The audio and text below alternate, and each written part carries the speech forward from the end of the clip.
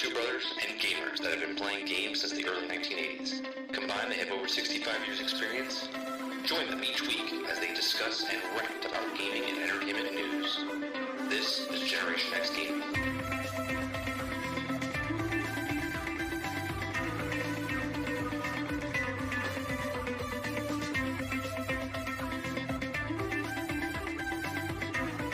Hello, everybody, and welcome back to another week, another episode of Generation X Gaming, the weekly podcast that goes over a few of the top stories from the past week, and we rant along the way. I'm your host, 30 and Still Gaming, and joining me each and every single week is Sgt McClusky. What's going on, Sarge? Time traveling. Time traveling. It's been 2 weeks since we did our last one. Thanksgiving was last week, and all of a sudden now, boom, December starts tomorrow. Right? I'm traveling. So it's been 2 weeks, chat. Welcome. GXG is here Thursday evenings at 8 p.m. Eastern. We do about 42 to 45 episodes a year. So welcome. This is episode 374. On today's show, Sarge, we're going to be talking about Borderlands 4 and Tiny Tina Wonderland 2 may have been leaked. We're going to be talking about Activision claims that Modern Warfare 3 is seeing record engagement. We're going to be talking about the Fallout series coming out on Amazon Prime. A Game Informer did an article, and Vanity Fair covered it as well. We're going to talk about Avatar, Frontiers of Pandora. That comes out next week, I believe, on the 7th, I think. So we're going to talk about that as well. Maybe it's the 5th. I'm not even too sure. We're going to talk about U.S. kids want game subscriptions more than actual games. So we'll talk about that as well. We're going to talk about a Wonder Woman game rumor. We're going to talk about the success of RoboCop, the Rogue City game that came out. We're going to talk about a former dev of Rockstar comes out and talks, but yet Rockstar shuts him down. We're going to talk about delays, other games that have been delayed. We're going to talk about potential Google and Tencent. We're going to team up to buy Epic Games. Let's see what else. How soon, Sarge, is too soon for a remaster or remakes? We'll talk about that. And then we're going to talk about a stupid article, but we're going to talk about Starfield. Could it be in trouble because of the numbers of a single-player game? So those are the topics on today's show. We appreciate you coming out. Make sure you please share, like, subscribe. If you also like to listen to the podcast over on iTunes, Google Play, Spotify, Anchor.fm, you can also watch us on Spotify as well. So yeah. So what have you been up to, Sarge? How's been the 2 weeks? Well, a lot of house cleaning. That's for one. I destroyed my room and rebuilt it. I got a new computer desk. It's a standing desk. I saw yours, and then I bought one myself. Yeah. Apparently, I know what I'm buying. Yeah. As soon as you copy what I buy, apparently it's all right. Yeah. No. It was a good price, man. I couldn't pass it up. It's a ridiculous price. Isn't it though? Like I'm afraid it's gonna fall apart. Like, I'm afraid it's gonna fall apart. But I read a lot of reviews. On it, and I was like, you know what? Even for the price, I was like, if it breaks in a year, yeah, worth it. Worth it. It doesn't make sense. It was a Black Friday deal. Like I spent too much money Thanksgiving weekend on shit for nobody but myself, because I don't start Christmas shopping until after Black Friday, because I don't trust the Black Friday shit, because the stuff that I know for myself, I know the prices. And so when I see the prices actually discounted, I buy them. Whereas if I'm trying to shop for somebody else, I don't know the discounted price of that item, because all Black Friday does is jack it up and then say it's discounted and you're supposed to fall for it. And I can see it on my stuff. Right.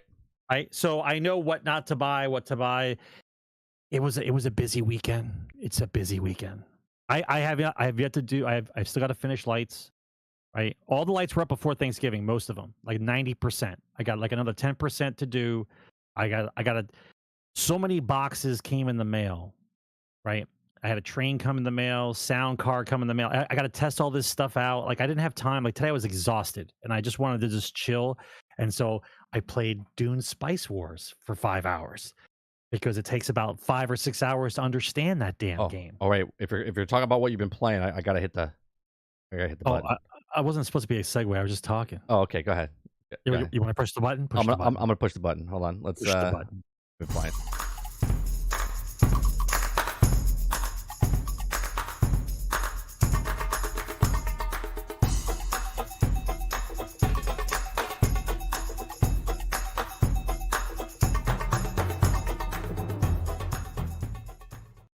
All right, Sarge, go ahead. I don't know why it's double audio, but I'll have to fix that later. My whole talk about what I didn't play, but real quick, my whole 2 weeks ago, I had issues with my software or whatever, right? And I went up right before I went on vacation last week for Thanksgiving. My whole Streamlabs was corrupted, and I had to get on a long call with tech support, which they don't pick up a phone, so you have to go through the chat thing and go back and forth and blah blah blah. Try this. Right, so I lost everything in Streamlabs, and I had to redo all the settings, all the scenes, all the audio, all the stuff. So if there's a little things happening right now with GXG, this is the testing one because. Is it because you were doing virtual from virtual? No. It broke before that, before I left. Yeah. Okay. Yeah. So that I was a little pissed off about it, but all right. So go ahead, Sarge. Talking about playing Spice Wars.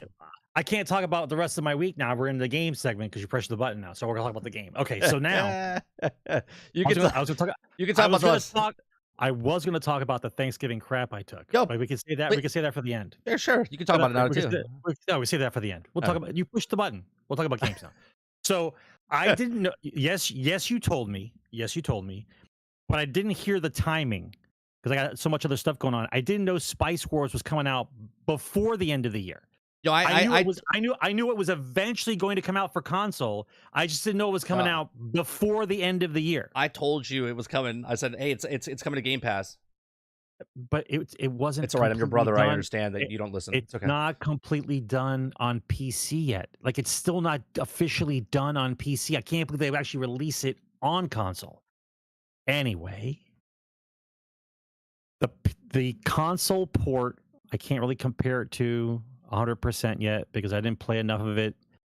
Considering you're using a controller and not a mouse and keyboard, it's pretty damn good. It took me about an hour to figure out what you have to do with the controller, right, to get it to do what you want to do with a mouse, right? A little convoluted, but not bad.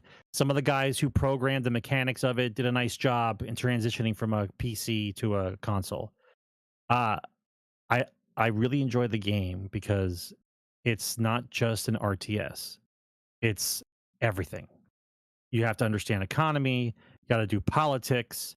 The politics thing is a big swing in the game. I know it doesn't seem like a lot, but if you understand the sci-fi point of the game, of the novels and the books, you understand the correlations between the factions.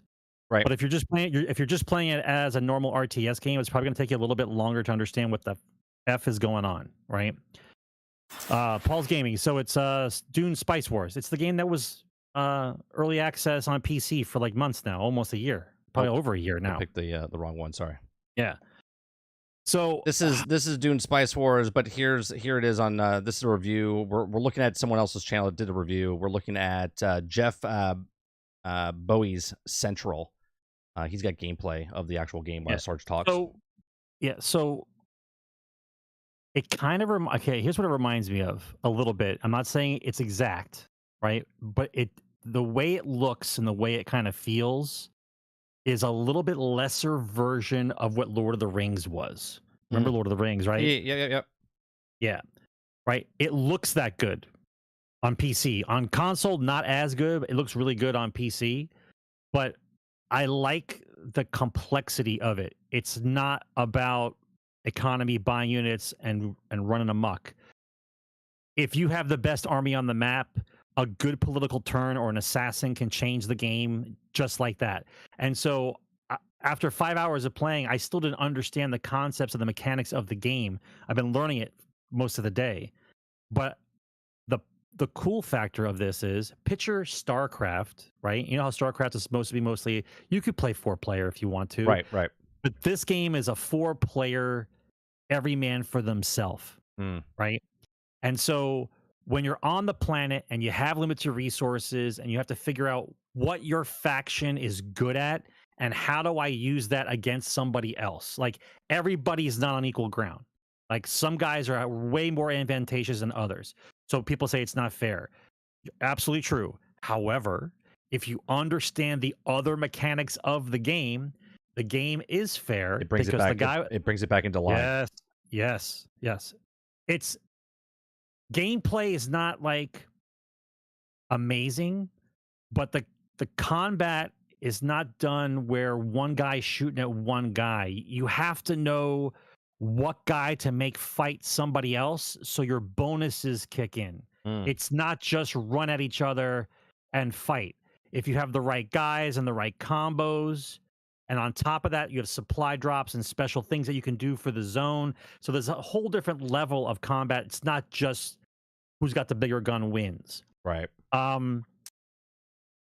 It's done. I say it's probably still cooking. I can't believe they released it for console before it was actually fully done for PC. Well, is it out or is it in preview? Does it say preview or is it out? It didn't say preview on the console. It just says this is the game. I'm like, okay. Let me see if it says it's something. The sound is really good. I got headphones on. I was playing it, and like you don't hear like a lot of music. There's stuff in the background, so it makes you feel like you're on the desert planet. Like the sandworm stuff is awesome. The political thing is really something you have to wrap your head around because your faction only has a certain amount of presence or votes when the CHOAM voting thing and the lands rad comes around. And so like the way the game works, I'll give you like a little nutshell. Like spice is everything, right? Yeah, it's out. It's out. Right. So you're farming spice and you have the spice and the spice can become income. So the more spice you have, the more money you can have.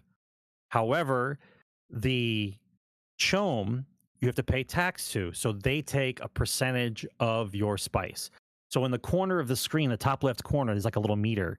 And you tell it to do how much you want to save and how much you want to actually sell.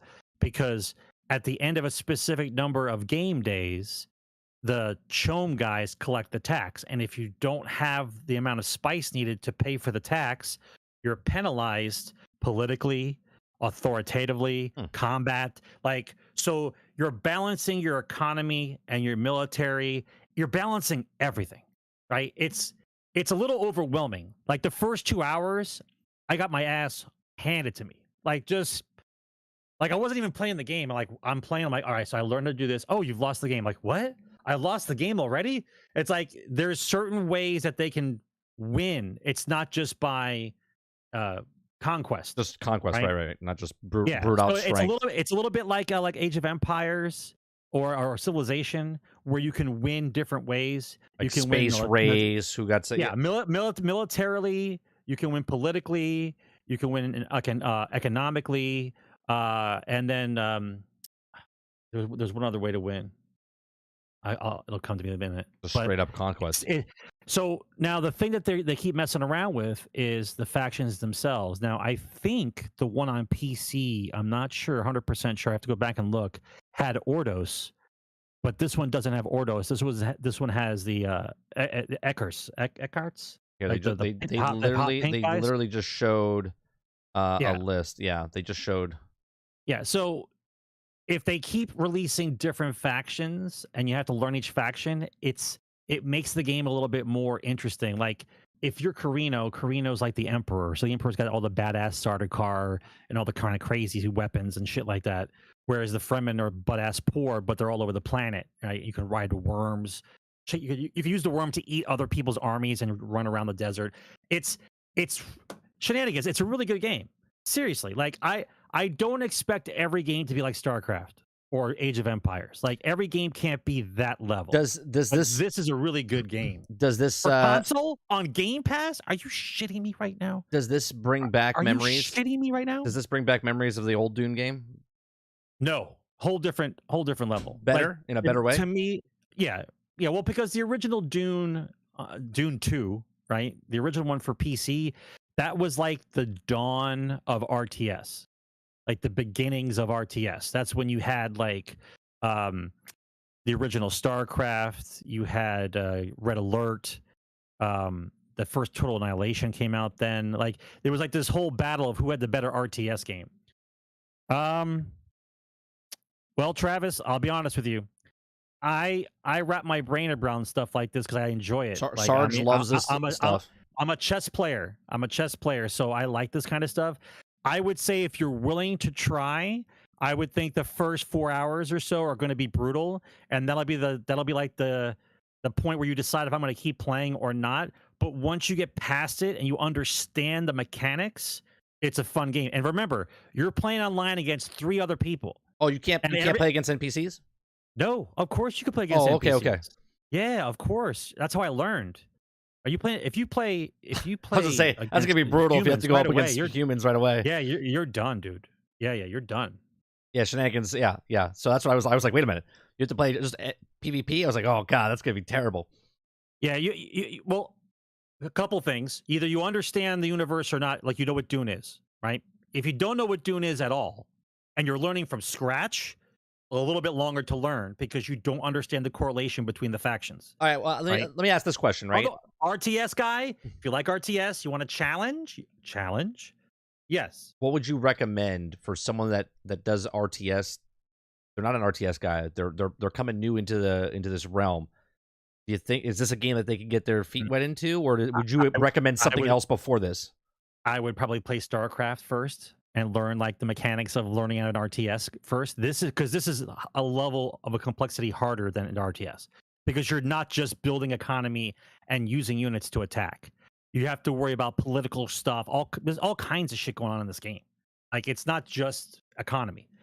Even the development chart is kind of funky. Like I thought originally you have 4 spheres of development. And I thought the way the game was set up was you're picking a development like in each category, and then you're trying to go down the tree in a specific way to do a specific thing with your faction. But then I realized after like the first 2 hours that you don't have to pick one in each category. If I want to go all military right away, you could do all military right away, but that leaves you weak in other aspects, right? I had to take ibuprofen like at hour 3. Right, because I was getting my ass cleaned, and not in the good way, like just getting hosed, right? But I like the challenge, right? I think my first only on easy. I'm not bragging, only on easy, right? I finally won on easy about maybe like you gotta start 5 somewhere. 5 o'clock in the afternoon, and I got the achievement for winning as Atreides on easy. It even says on easy to make yourself feel like shit. Don't feel too good about yourself. It was on easy. It's on easy. Yeah. You're on easy. You got the achievement for easy. Don't worry about it. I might try this weekend. So much. Well, actually, you know what? No, I won't. I'm playing a game right now, Sarge. I'm not allowed to talk about this weekend. So yeah, you're probably gonna want to play that. You're as fun factor in inviting people to play the game. You want to play that. This is something you have to learn over time. I mean, they did it for a console game on Game Pass. I don't believe it. I don't believe that's on there. Was there another? But then again, I didn't believe that Civ was going to come to console, and Civ came to console, and that's also fun. So a lot of stuff's coming on Game Pass, man. They just announced 12 more games coming out this month. Remnant 1 and 2 just released on Game Pass, which people were shocked about. It was like just shadow dropped. It was just like, here you go, because there was no announcement or anything for it. I played a cool game. I talked about it on stream. My son introduced me to this game. Okay, my son introduced me to this game, and it was Robo Quest. I saw it on Game Pass, but I didn't touch it. I was just like, I don't know what that's gonna be like, right? He started playing it, and let me tell you, I'm addicted. I have like 17 hours into this game. That the one that looks like Borderlands? Yeah, it's exactly like if it looks like Borderlands. It's just cool. The gunplay is cool.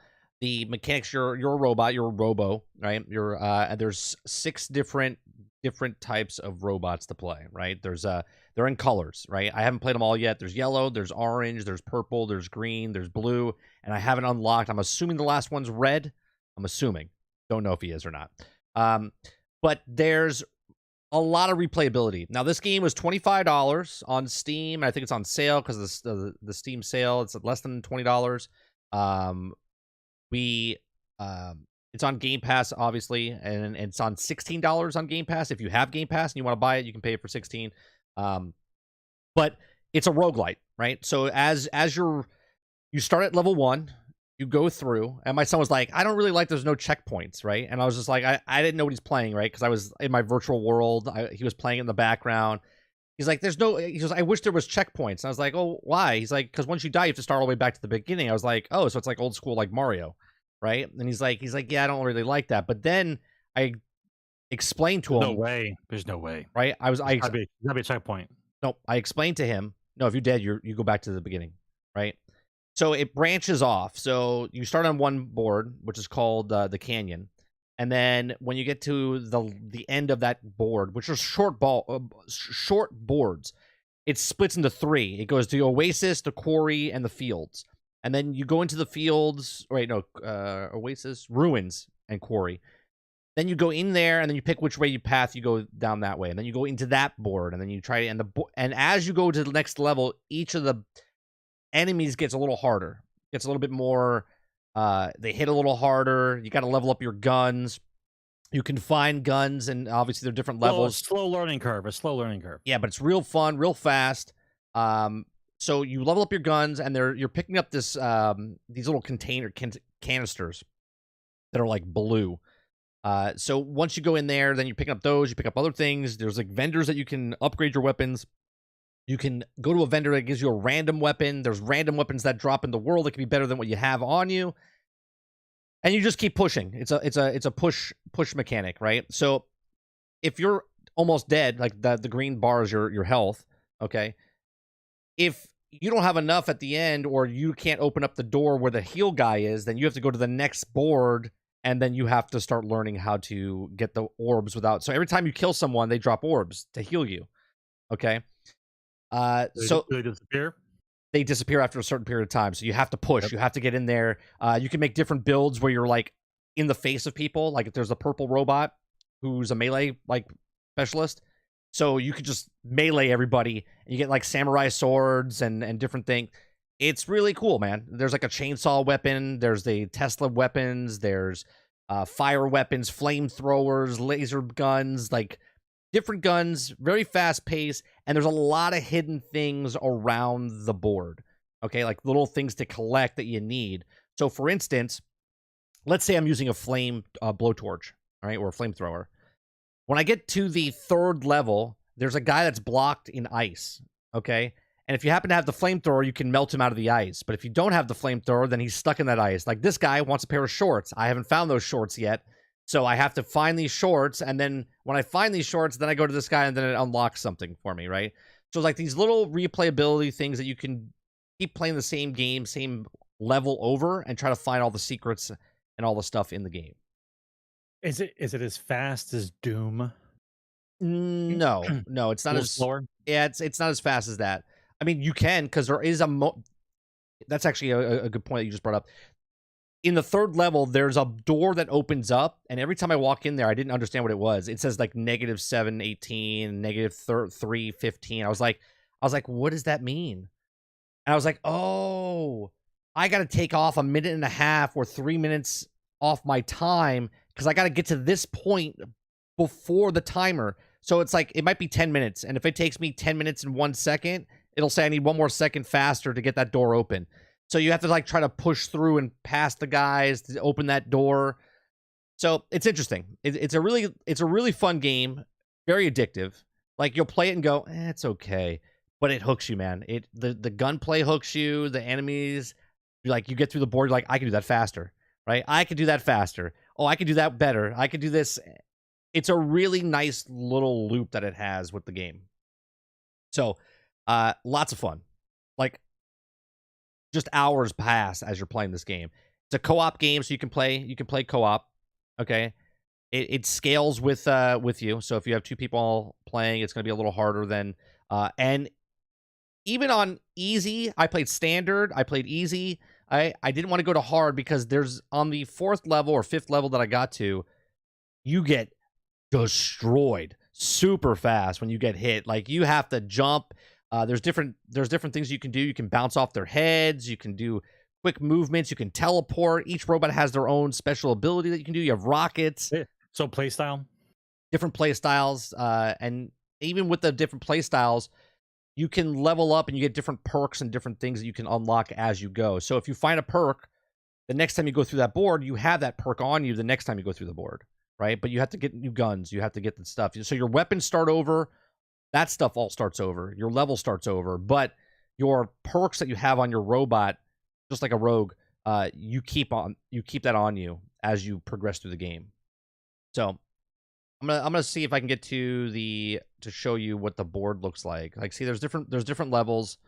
There's a chef that you can give him stuff to upgrade your weapons.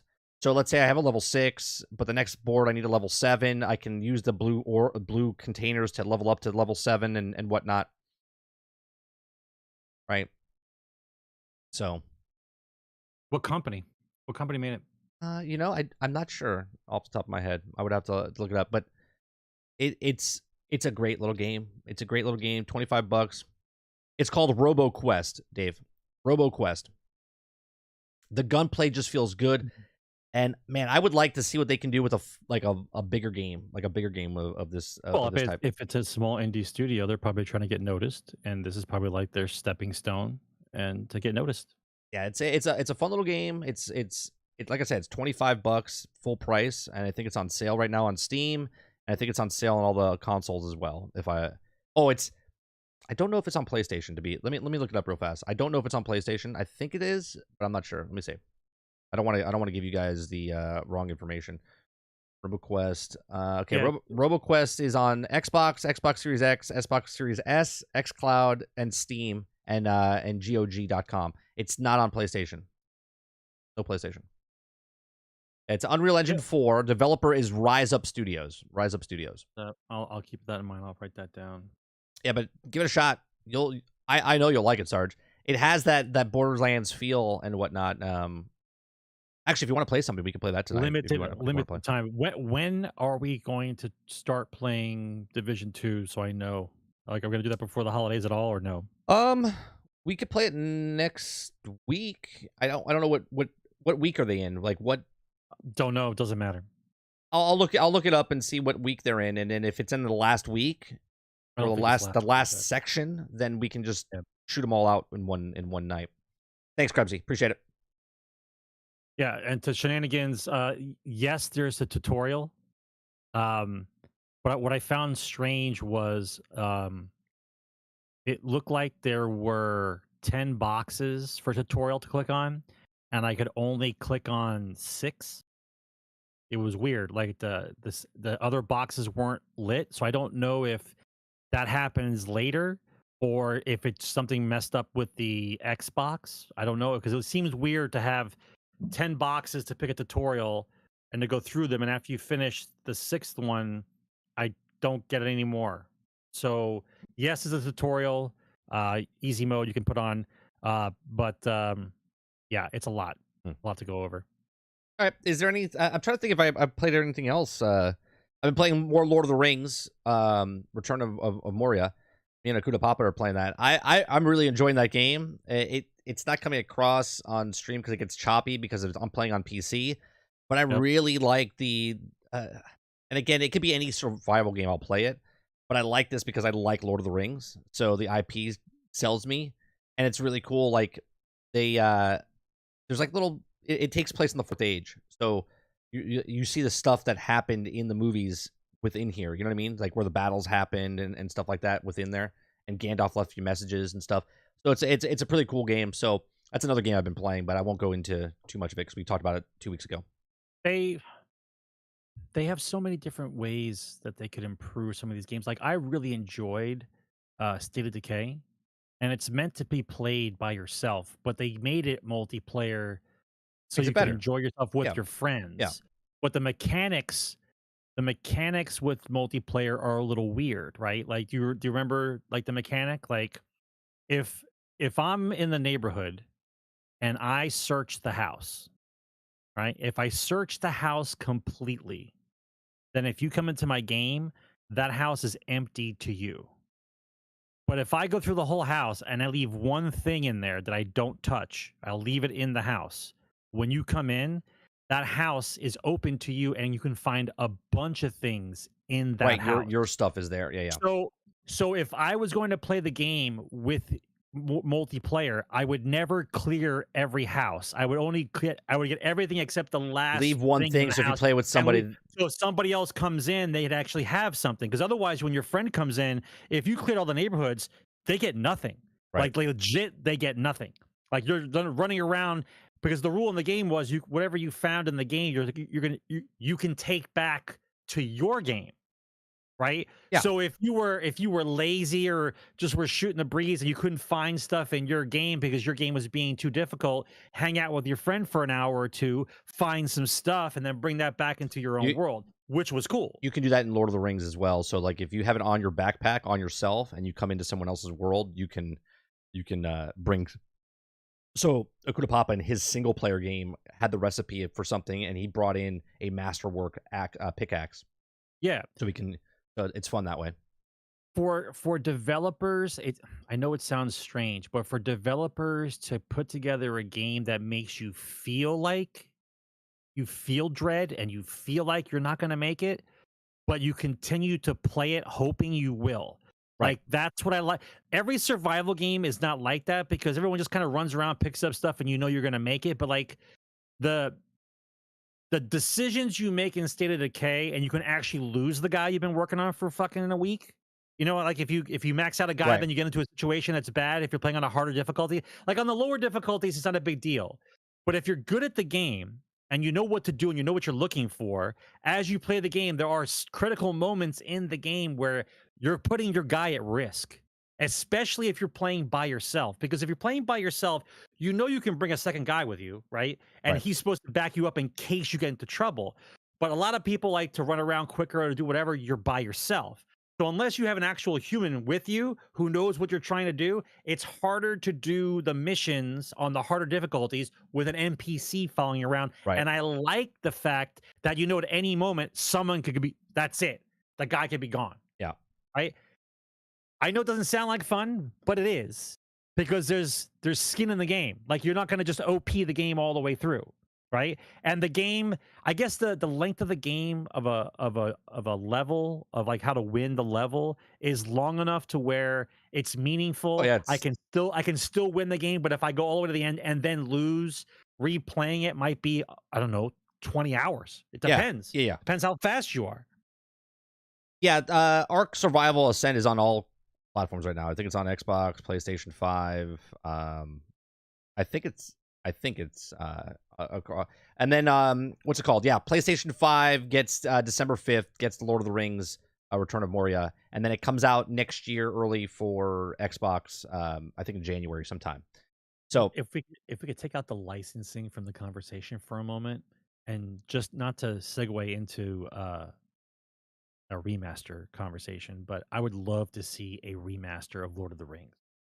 Lord of the Rings, the Lord of the Rings 2, Battle from Middle Earth. Battle from Middle Earth. You're talking about the RTS thing. RTS. Yeah, like if we were looking at remasters and forget about the licensing, like I like to see a remaster of that. Real quick, guys. We got, obviously there's a Suicide Squad alpha test going on right now. I don't know if these codes will work because in the codes it says that you might not be able to get in. Your friends might not be able to get in because they might have hit the limit. I think that's what's happening right now with the PlayStation 5. If anybody in our community that's always here would like a code, we have 7 codes that I can give out. 6 codes. I think I gave one to somebody else. I don't know if it worked for them, so that'll be the last one I kind of give out just to make sure. But we have 6 codes that I can give out. If anyone is interested right now, I was going to give them out like code-wise, but you have to pick your platform that you're on. So if anyone is interested in being part of the Suicide Squad alpha tech and you're like on the fence, you want to know about the game, you want to play it, see how it feels or whatnot, because nobody can talk about it. You have to you have to sign an NDA or whatnot. Let me know in chat. And in Discord, I will send you the link. Message me in Discord, and I will send you a link. If you're not interested, then we just have 6 codes just sitting here. But if you're interested in playing the game or trying it out, Water Bear, Stealth, and myself all gave the other codes that we had 3 codes each. So if you anybody wants to play, hit me up in Discord and I'll send you one. So let's get started with the top stories.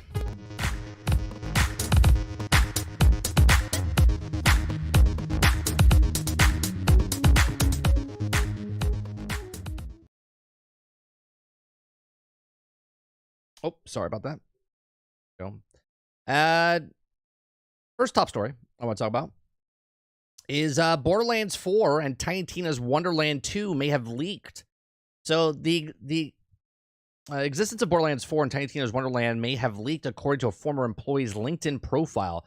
This former employee was a studio technical director at Lost Boys Interactive, and under their responsibilities lists several games. In particular, it says plan and engineer development of Borderlands 4, Unreal Engine 4, and Tiny Wonderlands Unreal Engine 4. It also seems they leaked a new Brothers of Arms game as well.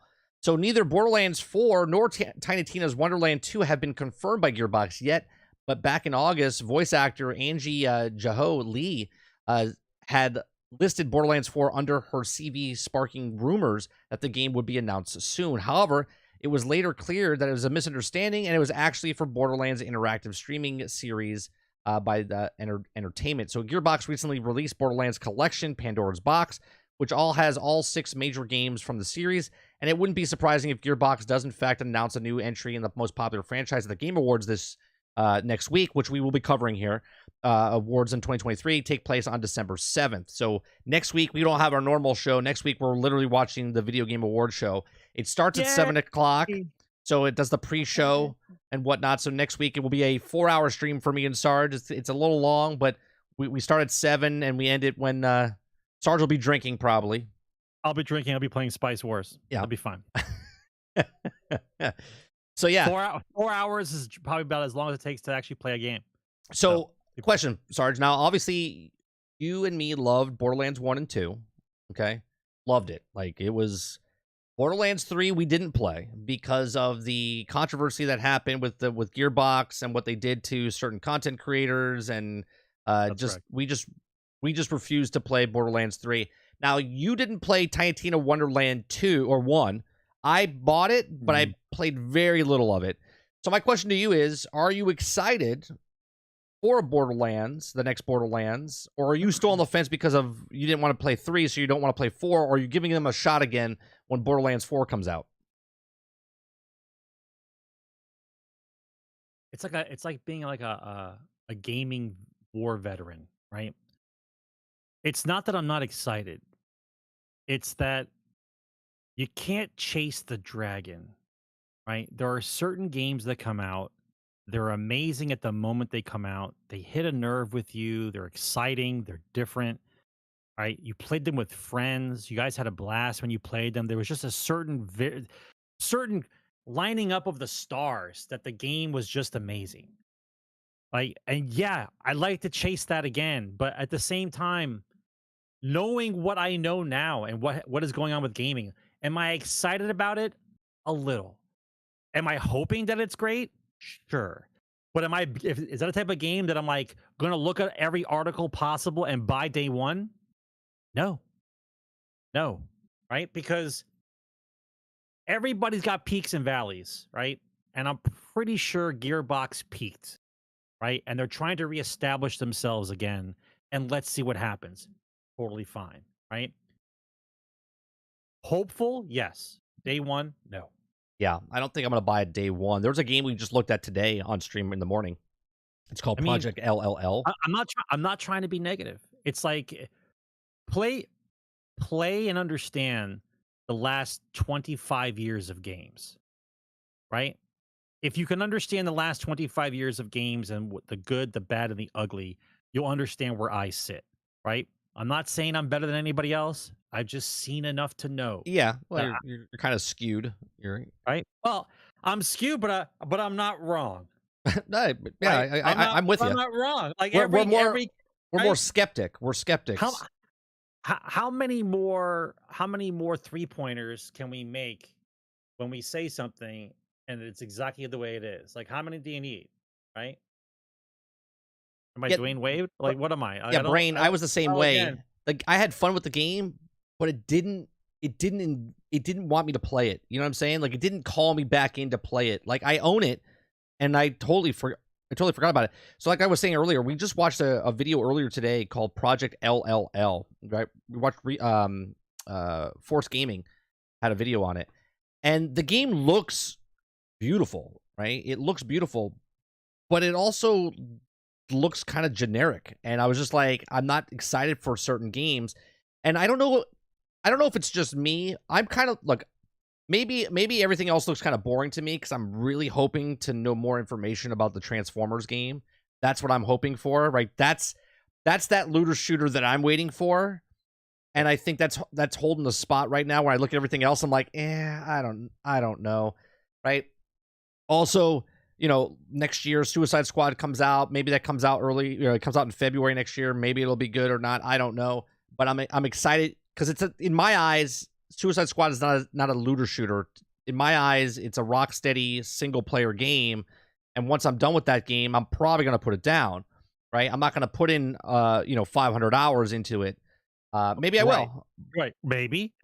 But I don't think I will, because I still have this thought process if it's going to be like Marvel's Avengers, right? And I put over 1,000 hours in Marvel's Avengers, but I don't know if Transformers gets announced. We have a date at the Video Game Awards show, and then all of a sudden it's early next year, maybe it's mid next year. I'm gonna be like, oh, okay, that's I'm saving a spot for that game whenever it comes out. So, right. I'm putting a pin in it, right? Next story I want to talk about is Activision claims Modern Warfare 3 is seeing record engagement levels for the trilogy. Now, Modern Warfare 3 Season 1's launch date has also been confirmed. Now, it says, thank you for the historic launch. It said Tuesday, just 2 weeks in Modern Warfare 2 has also already set records for the highest engagement in Modern Warfare trilogy. Now, a lot of people have been talking, Sarge, before I continue reading, is that this game is the worst Call of Duty. Right, this was the public saying it's the worst Call of Duty. It's the shortest campaign. It's bullshit. It's DLC. It's charging full price. It was getting the most shit talked about it, but yet here they are, most engagement. According to the publisher, the game has seen more hours per player overall than 2019's Modern Warfare and last year's Modern Warfare 2. So it's out playing the other games that people loved. Okay. It's also called the game's zombie mode, the most engaging third mode in Modern Warfare history, and the said campaign players have put into more time per player in Modern Warfare 3 or previous 2 installments. What probably is more telling is that the game's engagement stats is what hasn't been announced, sales figures and revenue generated. Activision has traditionally been quick to publish sales figures, and the new series entries have performed relatively strong. Although Modern Warfare 3 has tough footsteps to follow, Modern Warfare 2 topped at $1 billion in sales in 10 days, making it the fastest-selling entry in the long-running series and the highest-grossing entertainment opening of last year, according to the company. Now, while there isn't much publication available of Modern Warfare 3 sales, data for physical sales during its launch week in UK were down 25% compared to its predecessor. So that's but who cares at this point, right? Because let's just say they sold $1 billion last time, but now they sold 999 million. You know what I mean? Like, okay, yes, it's under, but it's still a successful. But do you see the verbiage and the hoops they have to jump through in order to spin it in a positive light? Like, record engagement. Yeah, like, engagement. What do you mean by engagement? Can we define that? Like, you mean people who played it? Like, right. Because if it's people who played it, right, you could just say people who've played it. But it's this other verbiage that you use, like per hour. Like, they were trying to get very specific. So more people played this game per hour than any other Modern Warfare game ever. Like, what? It just means about? On average, right? Let's say 1 million people played Modern Warfare 1 and 2, but now 900,000 people are playing this one. But the average of the person playing now is playing longer than they played the last two, right? It might have sold less, but the engagement is more. That's why they're using the engagement number, right? They change it. They're like, most copies sold in a week. Most people that played it, on a Monday. Most engagement of a video game, right? So it's interesting what they choose to use as wordage to make it look like it's. Okay, here's the bottom line. How many copies did you sell? They won't tell you that. I'm aware of that, right? Then how many people are playing on Steam? Give you like a little like a good number to look at. And that's it. I base it off that, and then in 3 weeks we'll look at the number again and we'll see if it's up or down. That's it. You made a game, you sold it. End of story. Like, I don't understand what kind of verbiage that you need to come up with in order to make me feel better to try to get more games to sell. Either it worked in the first week or it didn't. Their friends called their friends and said it's a great game or it's a POS. That's it. That's all you get. You don't get to have weeks afterwards and you're going to try to upsell me on some nonsense that your game is. Don't care. I just don't care. It's just, it's so weird now, the way that they talk about a game, right? It used to be easy. We sold a bunch of games. It's great. We didn't sell enough games. It's not good. Nope. Now I'm going to change the words every week. I talked about this 2 weeks ago, right? And this is not putting pressure on Spider-Man 2. Spider-Man 2 sold really well, right? But I'm using it as an example because it's one of the better games that came out this year, and it just came out, right? So when Spider-Man 1 came out, they said it sold 3.3 million copies in 3 days, okay? So now this one came out, okay, Spider-Man 2, and it sold it sold 3, no, I'm sorry, what did they say? Oh, it sold 2.5 million in 1 day, right? In 1 day, it sold 2.5, but Spider-Man, the original Spider-Man, sold 3.3 in 3 days. Now, they say it was the fastest at 2.5, but they never said that it hit 3.3 faster than the first one. You see what I'm saying? Like, the first one was 3.3, this one was 2.5 on 1 day, but at the third day, what was the sales? Was it less or lower than the first game? It doesn't matter, but my point is that they pick and choose to go, it's the best one on Friday, as Krebsy said, you know, he goes, it's our game's the most played on the 5th of November in Chicago, right? Like, it's engagement. What are we talking about? They just love changing the number, most engagement, most played, most hours, most kills, whatever. If you're not talking about sales, if you're not talking about moving product to me and you're a business, I don't care what you have to say. Right. Because I just pretend like I own stock in your company. That's how I look at it. Tell me, is it a good game or not? Did you sell a bunch of them? Do I need to sell my stock or am I keeping it? Right? If you can't tell me numbers, then I'm questioning you speaking. What are you talking to me about? What are you talking about? Krebsy says even the numbers will be inflated because they're using the same launcher as Modern Warfare 2. It's just it's exhausting, bro. It's exhausting. Yeah, imagine being somebody who's got to follow this, like, as far as black and white for like businesses, like for numbers. Did you guys sell enough games? Oh, most engagement, man. You wouldn't believe it. Yeah. Well, how many did you sell? Tearing it up, man. So many people.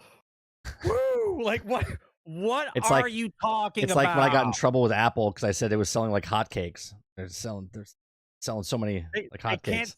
They can't say the 2 or 3 words that actually make the most sense, as in like, we sold X number of copies. Game is good. Yay! No. Yeah. No. Yeah. Junior Matix. We're not saying if the game's good or bad. That's not what we're talking about. We're talking about the article that says they're not telling me this. Right, they're just the most engagement, right? If you like it or not is doesn't have any reference that we're talking about. We're just talking about how companies like to reword things to make it sound like it's busier or better or whatever than the last previous ones. Here's how it goes, right? If we're gonna compare a game to another game, right? Whether or not your opinion matters or not, we have to put the flag in the ground and decide how we're going to discuss it every time. Then we can take a step outside of that box and you can say whatever you want, right? You say a game is good. I say a game is bad. Good or bad doesn't mean anything to me. Right. What matters is, how much did you pay for that game? How many copies did you sell? Did you make your money back? And if you made your money back, then the game is successful. Right. And if you did not make your money back, then the game was not successful. Correct. However, was it fun for you? Right. Yes. As a person, but the game is not successful. I don't care how you felt about it. Exactly. I'm interested in knowing if the game was good or not. Like, did you spend a lot of money? Sales. Different conversation. Yeah, sales doesn't mean it's a good game because a shitty game could sell a lot of copies and fool a lot of people, right? That's all I'm saying. And if you're interested in sales, then that's a point. But if you're not interested and look, I play shitty games all the time. I played Marvel's Avengers. All right, I played Marvel's Avengers. I love that game. Everyone hates that game, right? But I had fun with it, right? I don't care if you didn't have fun with it because I wasn't playing with you, right? So I have loved a lot of shitty games. Oh yeah, but I don't climb to the top of the nearest mountain and preach that it's the best game. Yeah, that's exactly right. It's the best game. People don't understand that when I say that. I'm like, yes, I played a shitty game. I like the shitty game, but I'm not standing here defending the shitty game going, no, man, you're wrong. It's the best game ever, right? Like, I don't do that. I'm just like, it's a shitty game, but I had fun. Right. If we're going to have that conversation, you pick the baseline that we're talking about. Are we talking about how many people voted that they liked the game? Or are we talking about how many people bought the game? Or are we talking about how many people actually played the game, liked it, and they made the sale? Like you got to pick the flag that we're defending. I would like to know. You can't defend them all. I would like to know two numbers, right? I want to know the sales and the completions. Black and white. That's what I would like to know. How many people bought the game and completed the game? Do you know what I think is messed up? Right. What I think is messed up is the Xbox achievement thing. Oh, I love looking at those. When it says like 2% have done it, I think that's a lie. I think whatever Xbox is doing, it's got to be a lie. Because if I were to take all the praise a game ever got, right, and put it and connected it with the achievement list for the game, it's like, okay, so 30 million people played the game, but only 2% right, 2%, it? Right, like, or got to the section of the game that everyone should get to. It's like the end of Act 1. It's like 2%. There's no way that's real. You're like, wait a minute. There's no way that's real. And if it is real, then the system is broken. Like actually broken. Whatever's attached. Some of the best stats. I used to bring it up all the time on Marvel's Avengers. Right? Everyone's like, it's so popular. I was like, if it's popular, I would go to the stats and go. It would say like 3.72% of the people got to the third act. I was like, that's like 4 hours in the game. I was like, what do you mean? Get one character to level 50. You could do it in literally an hour and a half, and no one's there. Nobody got two characters maxed out. Nobody got two characters. I'm like, what do you mean nobody got two characters Meanwhile, maxed out? I had 12 characters maxed out. It's got that whole thing's got to be skewed or broken. Yeah. And I don't know. And if it is broken, why would they lie in the wrong direction? Yeah, like, wouldn't you want to say like 80% of people got Hulk to max level, and you're like, I'm going to be one of those people, and like 2% of people finish the game. What? The game's 5 hours long. I would love. Nobody played a game for 5 hours. Like, I don't understand what is happening. Seriously, I would love to know just the stat. It doesn't mean anything. I just want to know the stat. How many people bought the game, and how many people completed the game? Right? Not how many people put 100 hours in, right? Just bought the game and beat the campaign and just finished the game, right? How many people? That's what I want to know. That number would be very telling. Sure. That number would be very telling. Yeah, because then you would have a lot of people that are like, yeah, I don't like that game or whatever, blah, blah, blah. And then you're like, well, how long did you play it? Well, I played. Don't tell me how much I played. It's like, well, did you beat it? Nah, well. I love giving companies $70 playing for 5 hours and then throwing it to my little brother. All right, speaking of games coming out, I want to ask you a question, Sarge, right? Avatar, Frontiers of Pandora. Frontiers of Pandora is what it's called, right? My soapbox. Sorry. No, I didn't mean to put the dead game. Sorry, Abe. No, Abe. Nope. Frontier of Pandora is not a dead game. It's not even out yet, Abe. How dare you show up? No. Okay. Frontiers of Pandora is coming out next week. Okay, it comes out next Thursday, I believe, as someone put it in chat earlier. Okay. My question to you is, I was talking about this earlier in my stream, okay? And Frontiers of Pandora Avatar is coming out. And I said, this could be the Hogwarts Legacy. And hold on a second, not like as good or whatever, right? What I'm saying is, because remember how hyped I was when we first watched Hogwarts Legacy, and I went, wow, dude, if you're a Harry Potter fan, that's the game for you, right? Like, you're a Harry Potter fan, that's the game for you. Like, they just so much detail, so much stuff for the game. Now Avatar's coming out. The last Avatar game I played, I think it was like 2012. It was decent. It wasn't great. Okay. But now we have massive entertainment. The people that make Division, okay? They make Division. They're making the Star Wars Outlaws. They made this game. They make, I think Massive is one of the better studios out there in gaming, okay? So they're coming out with Avatar Pandora, okay?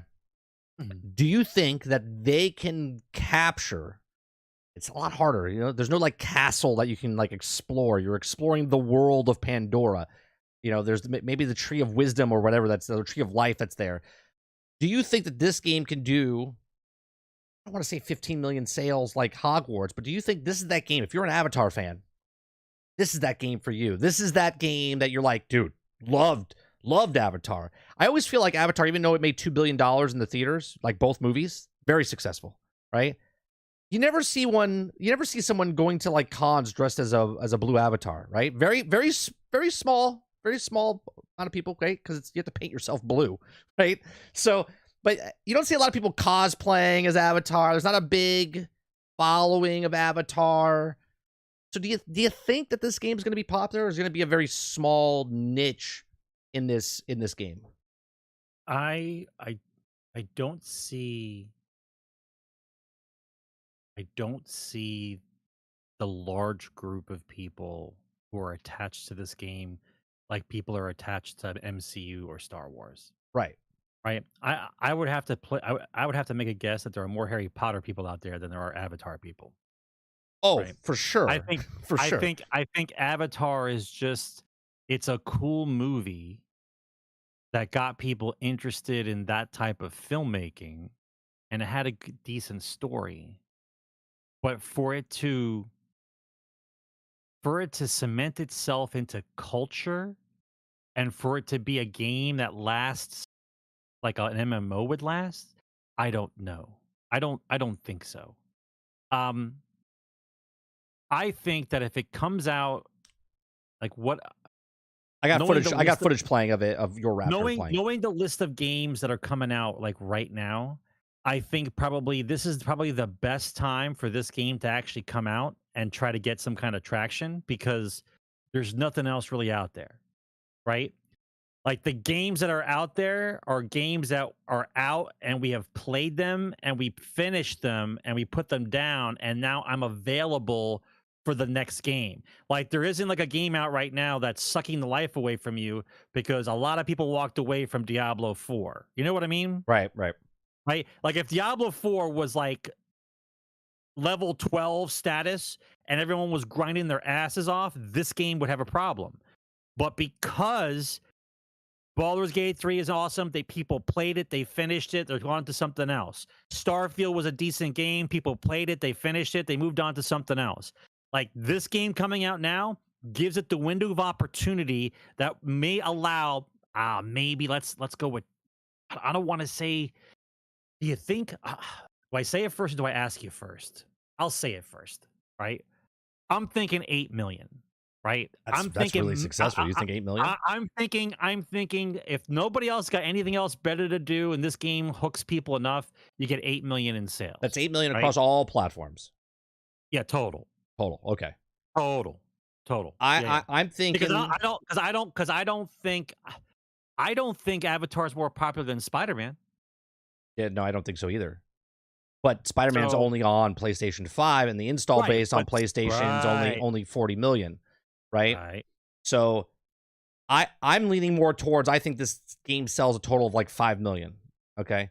Now, only because I think it's a hard sell. I think it's a hard sell because, one, people don't really know what this is. So when someone looks at this, the gap is so big. Everyone says it looks like Far Cry, or it looks like Horizon Zero Dawn, because it is. But the people that played it, I watched the video, and they said it's not that. It's not what that is. Yes, sure, you can look at it and say it is, but it doesn't feel like that. They said when they played it. Okay, and I'll have to take their word for it because I haven't played it myself.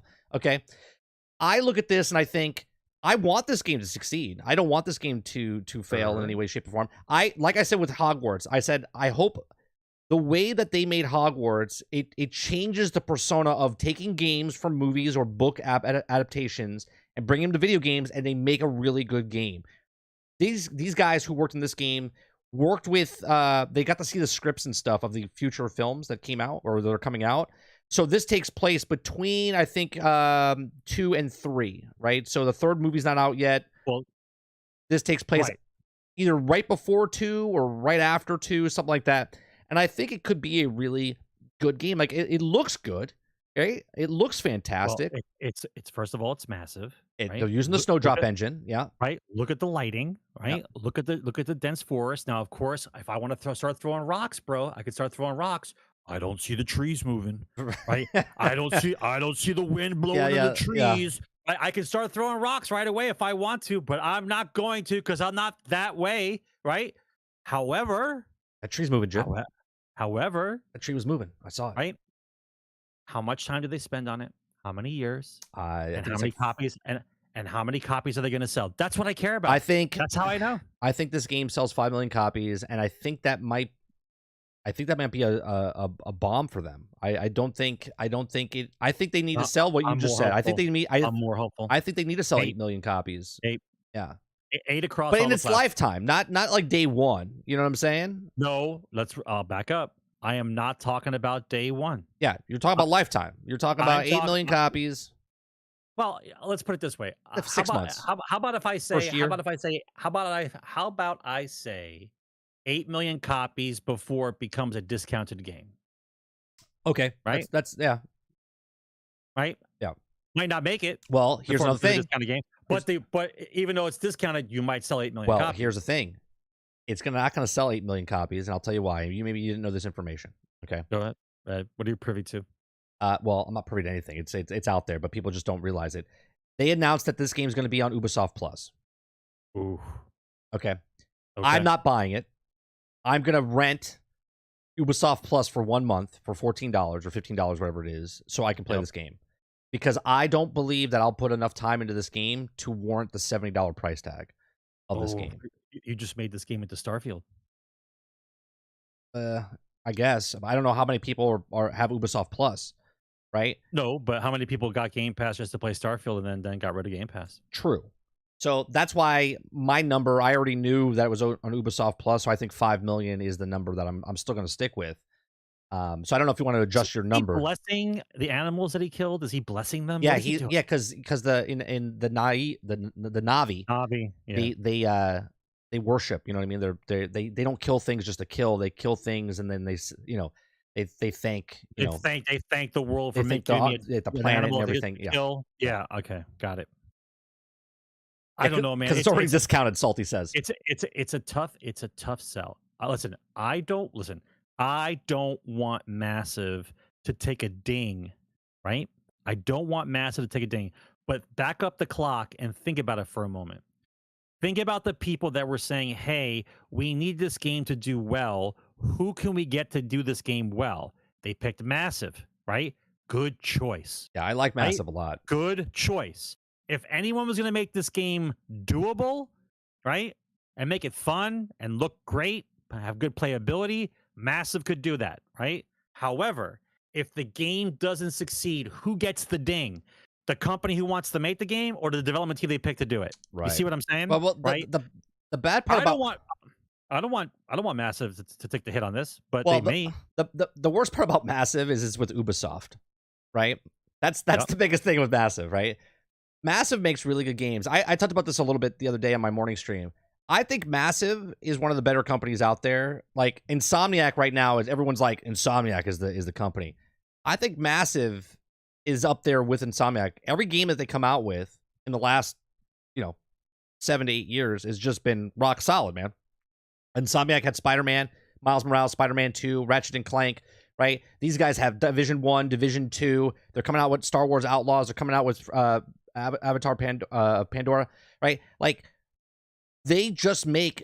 Massive is just really good at what they do, right? Really good at what they do. The world building, the design, just the attention to detail that they do. Say what you want about Division. It might not be your cup of tea, okay? But, man, Division 1 and Division 2, they're so good. Well, let me put it this way.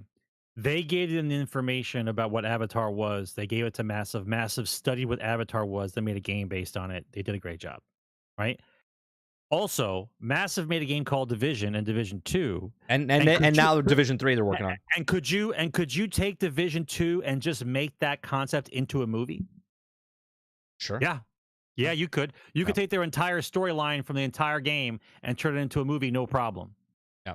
Right? It'd be like a Die Hard times 10, right? Yeah. That's basically what it would be. I'm excited to see what Massive does, because now they have the license to Avatar, they have the license to Star Wars. I hope this game's a success. Like I said, I'm gonna give it a shot, and if it's good, maybe I'll put it on the shelf. Maybe I'll buy it and I'll put it on my shelf. But for $15, I get to try it out on Ubisoft Plus.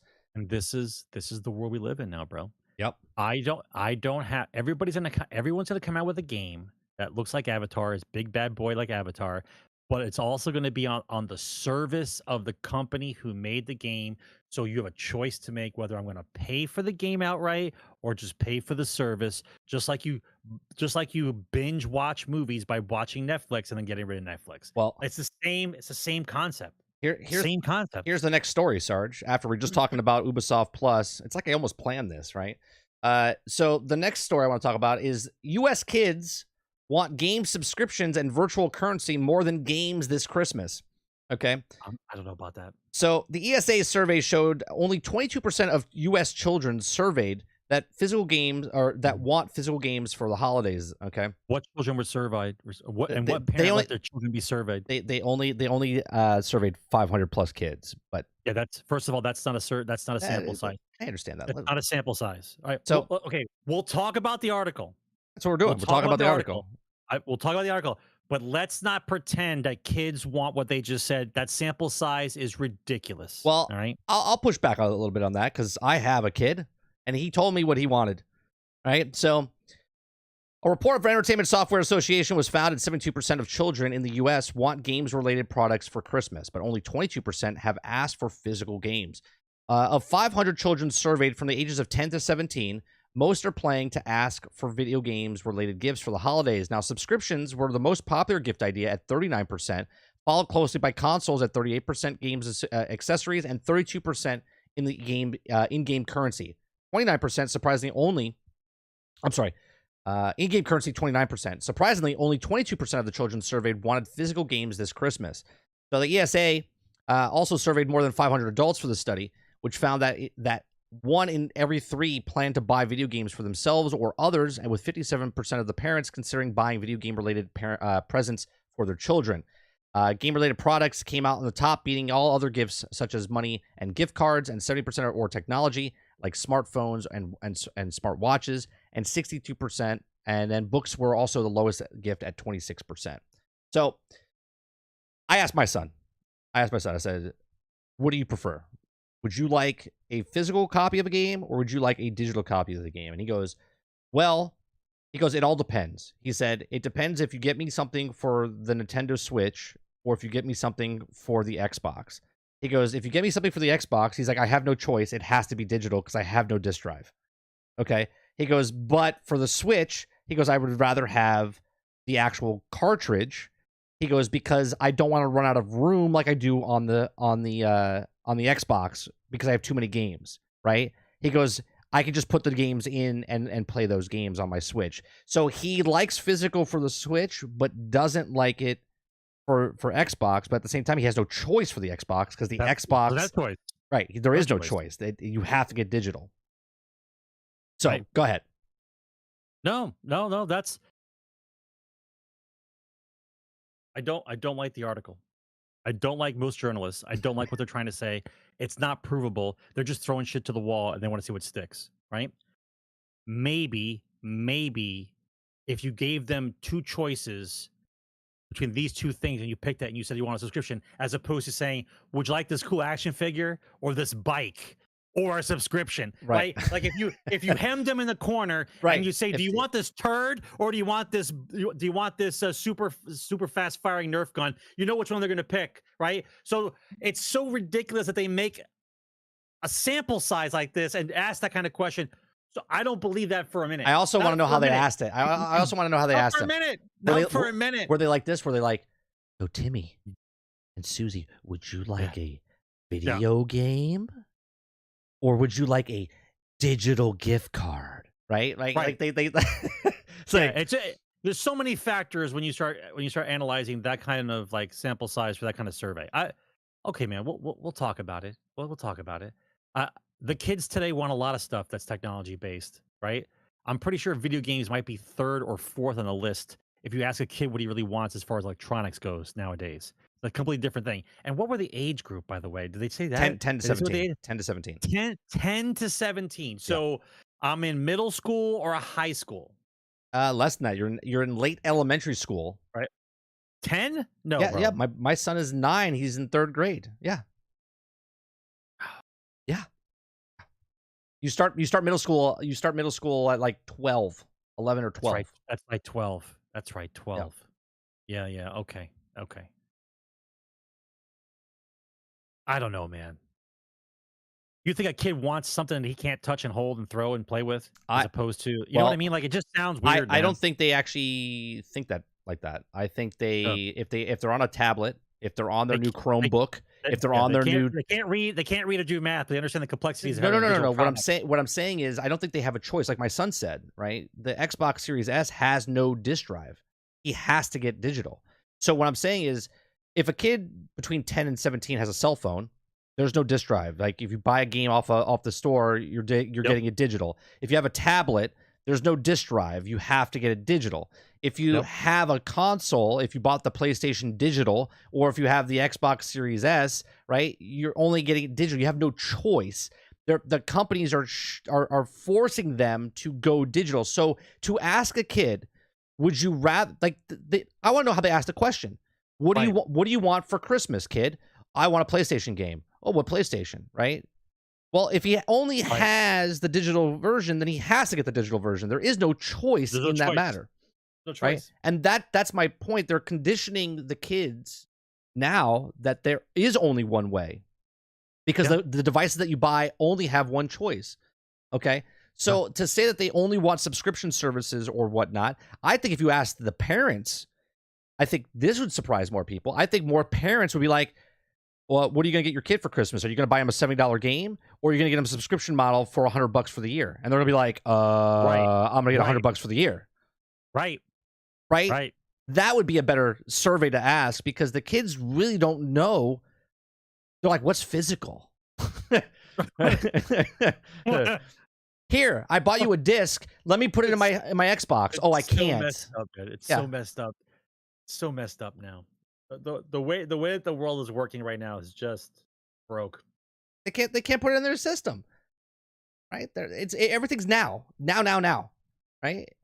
So I don't know. I think it's a weird survey as well, but I do see it swinging that. Of course, the children are going to want more subscription or digital, because that's what they own. They own the digital version of that device. So.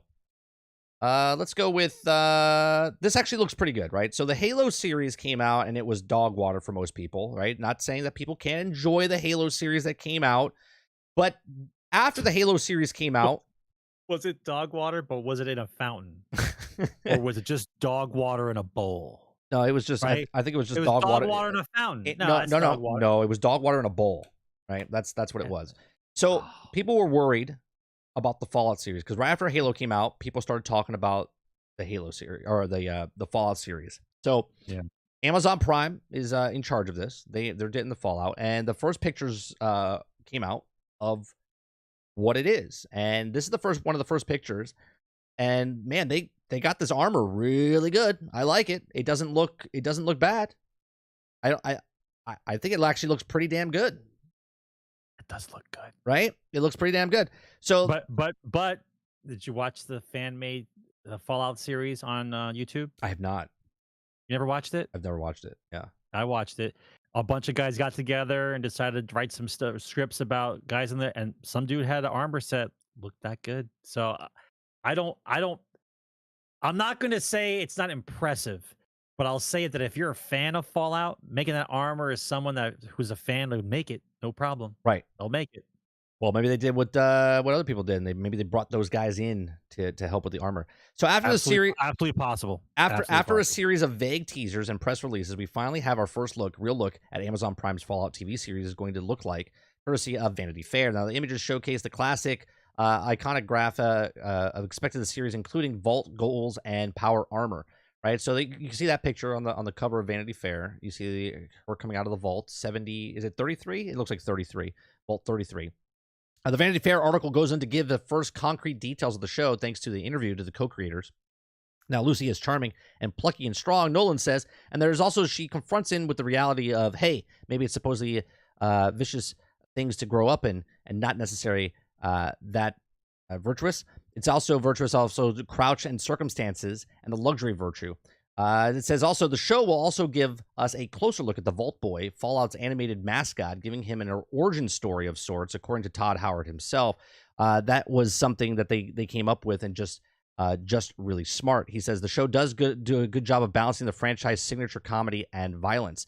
Howard spoke into the Vanity Fair creation show as well, saying he's done lots of meetings and potential adaptations over the years, but nothing ever felt right.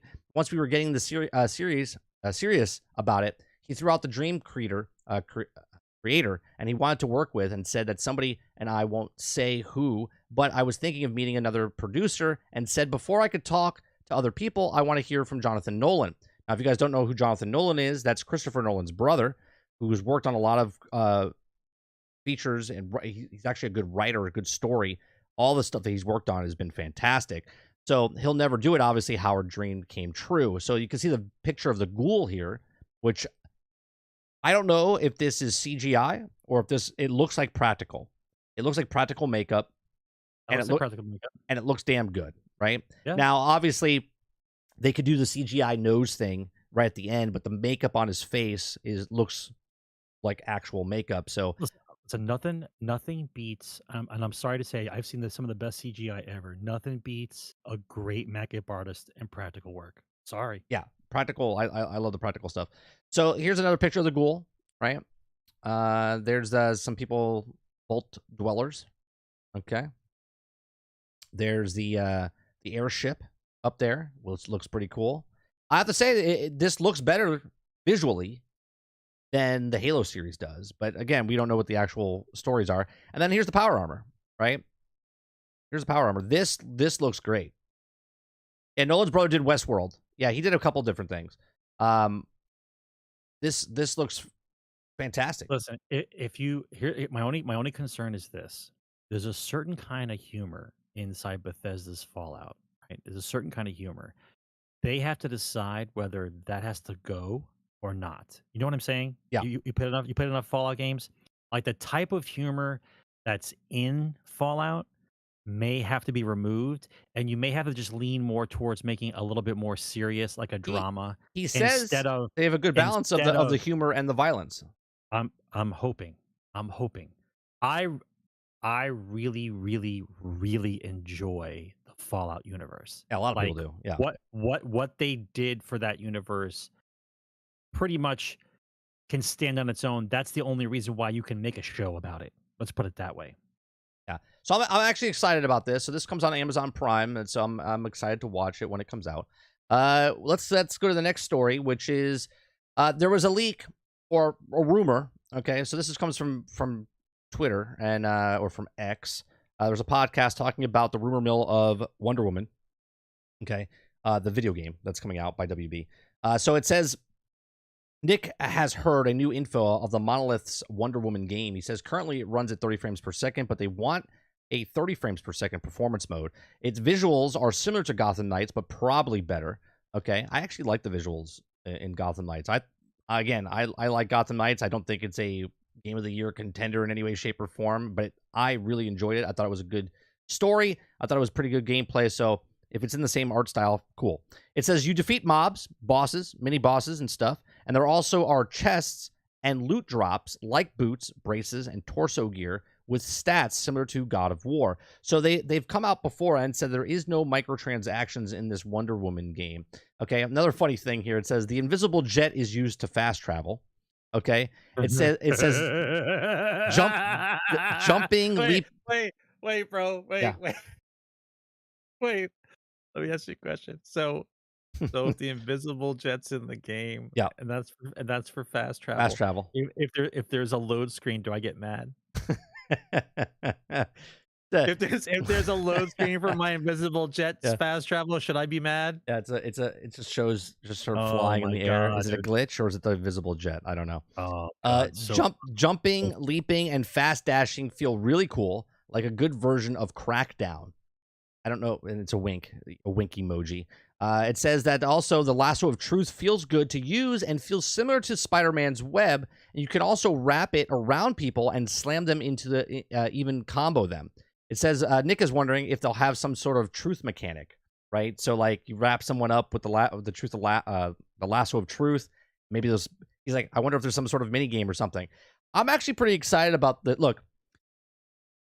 In the state that we're in right now in video games compared to movies and films in the comic book realm, I think they've been hitting it out of the park with these comic book games in the last 7-8 years, right? Like I liked some of the games back in the past, right? Spider-Man games in the past I liked, but I really liked the Insomniac Spider-Man games that I've played, right? Batman Arkham is one of the top comic book games, and that's over 12 years old, 15 years old when it started, right? So like these comic book games are like for instance, Star Wars games are better than Star Wars movies in the last decade, right? Like right? So comic book games like the WB DC games that are coming out, or even I'm excited for Suicide Squad. I know a lot of people aren't, but what I've seen so far, what they showed in the trailers and stuff, I'm excited about what Rocksteady could do with the story and stuff, right? So I think Wonder Woman's going to be a pretty good game. I'm excited for Wolverine when it comes out next year from Insomniac, right? So there's a lot of good things happening in the comic book realm in video game form, better than what happens in the actual film and television department. Everybody come back to the WB. Do you think people remember that? That was right, I'll tell you what. I know you have codes to give out. No, nobody. Let me see if anyone's messaging me. Hold on. If anyone can name that frog, his actual name, that's the first person to get a code. Who can know that code? Who knows the name of that frog? Well, here's the funny part. I don't think anyone wants a code. We have 6 codes to give out, and no one gives a shit. I don't know why. It's WB. It's the greatest thing ever.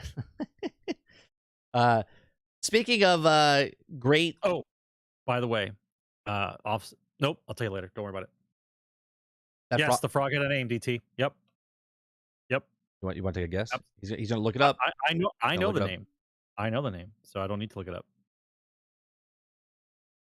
Oh, Dave's angry. He's got some reserved anger. You couldn't pay me to play that game? Well, I don't have to pay you. I'm giving you a free code. I don't know. Like, this is how far we come. I'm gonna give you the code to play the game. Fuck you! I ain't paying a fucking free game. You don't have to. Crazy. I'm giving you a free code out. The next story I want to talk about. Free, Dave. No. Fuck out of here. Anybody want a free code? Fuck your free code. Yep, Dave got it. Dave Rose, Michigan. Now, Dave. He looked it up. It's fine. Dave, did you look it up, or did you know that? I think Dave's old enough. I think he knew it. Dave might have known it. I think Dave Rose knew it. We're not going to hold it from you. I'm going to give you the code. Don't worry about it. I don't think Dave wants the code. Dave, do you want the code?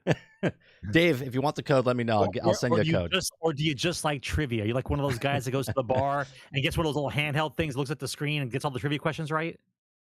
Because that's what I do. Yeah, see, he knows. Yeah, he's my age. Yeah. I do the same thing, Dave. Don't worry. I go to the bar, get the little handheld thing. I love that thing at the bar. The little at those little corporate bars, they have the little handheld thing. You look at the screen, you do the vote, and you're whoever else has got a handheld. You guys are battling out for trivia. Shit. Dave, we know you're messing around, dude. That's why we're very sarcastic, dry sense of humor people over here. You're good. Don't worry about it. Sarcasm is quotes. In case you didn't know, if you want to do sarcasm, quotes is sarcasm. If you want, I have. Oh, sorry. Did you see what the new emote is? It's you. Your emote. Oh, God. Yeah. What's my? Yeah. Your emote is. Let me show you what the new emote's going to be. This is Krebsy submitted it, and this is the. Is it the Hulk? Is it the Hulk ripping stuff? No. This is. I gotta clean it up a little bit before I put it in there. But here, I'm gonna bring it up. This is the new emote that's coming on the chat. So if you guys want to be a member, this is Sarge. This is Sarge. I don't know what we're gonna call it. Sarge Rage. It's when you froze. It's that week that you froze. You froze on. The week I froze. The week I froze. The froze when you froze on screen. That's what we saw. Excellent. I mean, that could be anything. That could be anger. Yeah, it could be a D in the A. It could be a D in the A. It could be angry. It could be like that's what Dave would have used when he said you could put the emote in and said couldn't pay me to get the code, right? So I'm getting my own emote. I'm moving up in the world. You got two emotes in my stream. You got the Sarge Vault Boy, and now you have that one little thing. Yeah, that's actually you. That's not Vault Boy. That's you. It's me. Got it. So, RoboCop. Okay, RoboCop. I've been raving about it when I played it. Right, it's a good game. Yeah, I've been raving about it when I played it, and now RoboCop Rogue City's surprising success proves that there's still room in the business to mid-tier games with good licenses. Okay, I don't need to read the article. They went on. I'm on record saying that this game would sell between 2.5 and 3 million copies. And lo and behold, they came out with a number. What's the number? You know why they came out with a number? Because they sold games. They made a game, they sold the game, and they told you the number, and the number is 2.7 million copies sold. So wish. Yeah. So I'm like boom. I'm like right there. Gave myself a little room, right? But they landed right in the middle of that, right? So I'll make that a win. So RoboCop is a success in their eyes because it sold that many copies. I don't think they were going to sell 1 million, right? But they sold 2.7. So, but be honest with yourself, right? This is the first time somebody took an IP that was really old like this and actually did well with it. Well, they did a Terminator one as well, right? There's been other games that they've been bad. I never saw that. Is it the same company that did Same company that did the Terminator one, yeah. Terminator Resistance, I think it's called. Did they sell what they were supposed to sell? It sold well. I don't know if it sold, I don't know what their projections were. But here's my question, right? What the article says is business for mid-tier games with good license. A lot of AAA games come out, right? And they're extremely high, 200, 220, 250, $300 million games coming out. Grand Theft Auto leaked, right, a couple months ago saying potentially it could be the first $1 billion game in budget, right? Like, this is insane. Like, AAA games are just, like, you got to sell a lot of freaking games to make that money back, right? Sort of like when you look at the movies, they have a $300 million budget. They gotta sell almost $900 million worth of tickets worldwide to make that profitable, right? So if you have a game coming out, is this the spot video games should be in? Like, obviously, I'm not saying there should be no AAA games, but what I'm saying is, do we think that more games should be in this mid-tier lane, AA, under $100 million, and be like this? Where they're not super. They got charm to them. They got good mechanics to them. Like, RoboCop's not the best game, but they capture everything about it, man. It's like it's a good game. It has character. You know what I'm saying? Do you think it should be like that?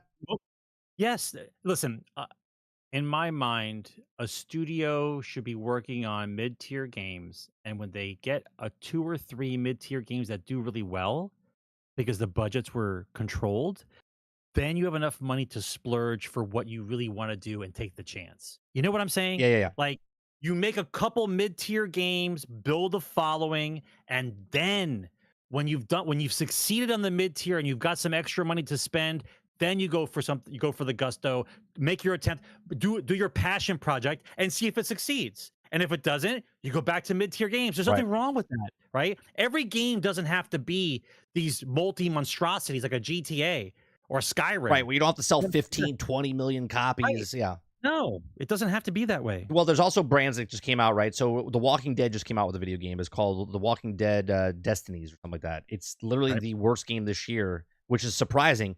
Saying this is the same year that Gollum came out, the same year that King Kong Skull Island came out, and there was one more that came out, and yet this game takes the licking. The Walking Dead is so bad, right? And this is a mid-tier game. It's a mid-tier game with an IP license. King Kong's a license. Gollum also has a license. So you have all these games with big IP license, and yet this is the thing, right? Hogwarts Legacy could have been this. Hogwarts Legacy could have been, right? We didn't know who Porthole Key Games was. Avalanche. The best they made was for Disney, right? Correct. They could have came out with Hogwarts Legacy, and it could have been a Gollum. It could have been a Skull Island. It could have been a RoboCop. Not saying RoboCop's bad, but what I'm saying is it could have just been a cash grab, an IP. You take the IP. Avatar could be that, right? Where you take the IP that everyone knows and loves, and then you make a game out of it and just makes a subpar game, right? These guys took the IP of RoboCop and they fucking nailed it, man. But then you have companies that made Gollum, and they made Walking Dead, and they made Skull Island, and they just squandered the IP with the shit gameplay, with the shit mechanics. It doesn't ever really need to be that kind of destruction for an IP. Right? Do you really believe that Golem was going to be a standalone game? Like, just if I told you before the game was before you even saw a game, someone came up to you and said, "Hey, we're gonna make a game about Golem." I can't imagine the pitch meeting on that. Right. Like, what do you like? You know the story. I read the books. So, like, what are you talking about when you say you're gonna make a Golem game? So you think that you could just take any character out of the game and just make a game based around that? Do you know how destructive and psychotic he was for the entire time that he had the ring initially, where he's killing his friends and the ring's eating out his brain, and he runs away from all his family and friends, and he's living on his own eating fish heads and stuff, like the downward spiral and the psychosis of his head, and you go, hey, let's make a game about Golem. He's cool. Like, yeah, let's make a puzzle game. It doesn't make sense, bro. They're not thinking about how you turn that kind of thing into a game. That's how you know there are certain people that are in positions in these gaming companies that don't understand games. The translation of what you see and make it into game form doesn't always click that way, right? Like the guy who said, "Hey, can we do a Call of Duty but with giant mechs?" Yeah. Yeah, you could do that. Yeah. That sounds fucking amazing. Yeah. Instead of a tank, I get into a giant robot. Yeah. No. We can do that. I want to pitch Does the that next. make more sense? I want to pick the next Lord of the Rings game. Okay, it's going to be a battle simulator game, but only with the hobbits. Right? It's going to be huge, Sarge. We're going to make the Lord of the Rings. Right? This is the same guy that comes in and pitches for Gollum. All right, guys, picture this: Lord of the Rings. Everyone's like, "All right, we're listening." Lord of the Rings, Gollum, and they're like, "What about it?" They're like, "Puzzle." That's it. Puzzle solving. That's all you need. The story told from the point of nobody cared. Let's tell this story, right? And they're like, they could. All right, Steve. All right, we'll make it. On the same level, they could have said like Gandalf's horse. Done deal. Yeah. Right? Like Gandalf's horse. The story of Gandalf's horse. What are you talking about, bro? Yeah, right. You could have even did. Listen, if you wanted to do a bad guy character, you could have did Saruman, right? Yeah, you could just Saruman, right? The whole story leading up to how he betrayed from the time he fought the Wraith King with Gadriel and Gandalf on the tower, and from that point how he became evil and more evil, and then raised the guy army in Helm's Deep. Like, yeah, that makes more sense. A game like City Skylines, but with the Hobbit's Village, would have sold better than Gollum. I'm just saying. And then the King Kong one, the King Kong game. You know, wait. I want a little reprieve on that, right? Oh, what? I found out. What happened? I found out that they only worked on that game for a year. Oh, well, okay. Hold on. Okay. Hold on. Right, now. Hold on. Hang on. Hold on. I got to give a round of applause. We got to give a round of applause because now anyone that can make a game in under a year, that's impressive. You made the game. Call of Duty was made in under 12 months, I think, too. You made a game like that look that way in a year. That's pretty damn fucking good, bro. Now work on it for another 3. Right, like now work on it for a normal amount of time, right? Yeah. You'd have an amazing game, but you did that in a year. I would keep my eye on those people. I think they're all fired. Yeah, but I would still get the names of those people. They're definitely up and coming. I'm telling you, sure, those people are up and coming. If you could take if you could take complete and utter Fallout 76 was made in less than a year as well. Listen, I'm being honest. I'm not being Anthem. sarcastic. I think Anthem was also made. The guys who worked on King Kong did a hell of a job for only working on it for a year. They only had a year. Sure, but that's not my problem. I'm not saying it's your problem. All I'm saying is, look, Anthem literally was them credit, man. Anthem was made in 17 months. Anthem was made in 17 months. The redesign of Destiny, the original Destiny, was worked on in 13 months. 13 months from scrapping what they had to making the game what it was. 13 months. Now, obviously, they had the assets and stuff like that, right? The Call of Duty, the last Call of Duty game that just came out. That's a DLC, hyped up. Okay, they worked on it just over a year. Okay. Yeah. If you just give these guys time, I agree with you. If you give them time, actual time to make a game, they could have done a lot better. But that's the kind of reporting a journalist needs to do their job the right way. You telling me that this studio came out with the game and it's broke, buggy, unfinished crap, and no one said anything about them only working on it for a year. Then the story comes out later. Well, we found out. Now you found out? Like, you didn't do the research beforehand? Now you found out that those guys were only working on that game for a year. That changes the entire story, because that changes the story from a team of guys who didn't give a shit about a game, right, who have released another piece of crap, to a studio that was told, you got a year, go. And that's it. Well, right? I have a question. Does that change the score that it got? Because it was less than a year. Does that change the score? I'll give it like another half a point. Half a point. All right. A half a point or a point. Yeah. Yeah. It's a year, bro. Speaking of the AA mid-tier games, let's speak of another type of game, right? So I don't really want to speak of this game specifically, but it is in the news, and so we are going to talk about it. Kotaku asks, how soon is too soon for a video game remaster or remake, right? So The Last of Us 2 came out in 2020. Okay, and now it's 2023, going into 2024. Okay, it's been 3 years since this game came out originally, and now it's remastered. Okay, now they're only charging $10 for anyone that owns the game. You can level it up and get the game. That's not the point. My question to you, Sarge, is what Kotaku's asking: how soon is too soon for a remaster or remake? Okay, now remake, in my eyes, hang on. Don't say it yet. Not saying anything. I think you and I are on the same page anyway. I'll just hold up my fingers. Okay, well, mine's 10. Right? What's yours? I can't see. At least 8. Okay, 8 years. Okay, at least 8. A remake, in my opinion, is different than a remaster, right? And I'm taking this from film. 8 to 10, easy. Right? In film, when you do a remaster, is when you take a film and you polish it up, right? You take the film, you make it better. It's like 4K. It's a remastered version. Technology was older. That's now right. It's newer. Technology, you change Refresh. it. If it's a remake, you're changing it up. You're changing the story. You're changing the actors. You're changing the stuff. You're redoing the story, right? Like if they want to reboot, remake is the same. Remastered is taking the thing that was there and just making it again. So this is a remastered of Last of Us. Now, I'm okay with remasters, okay? I'm not okay with remakes.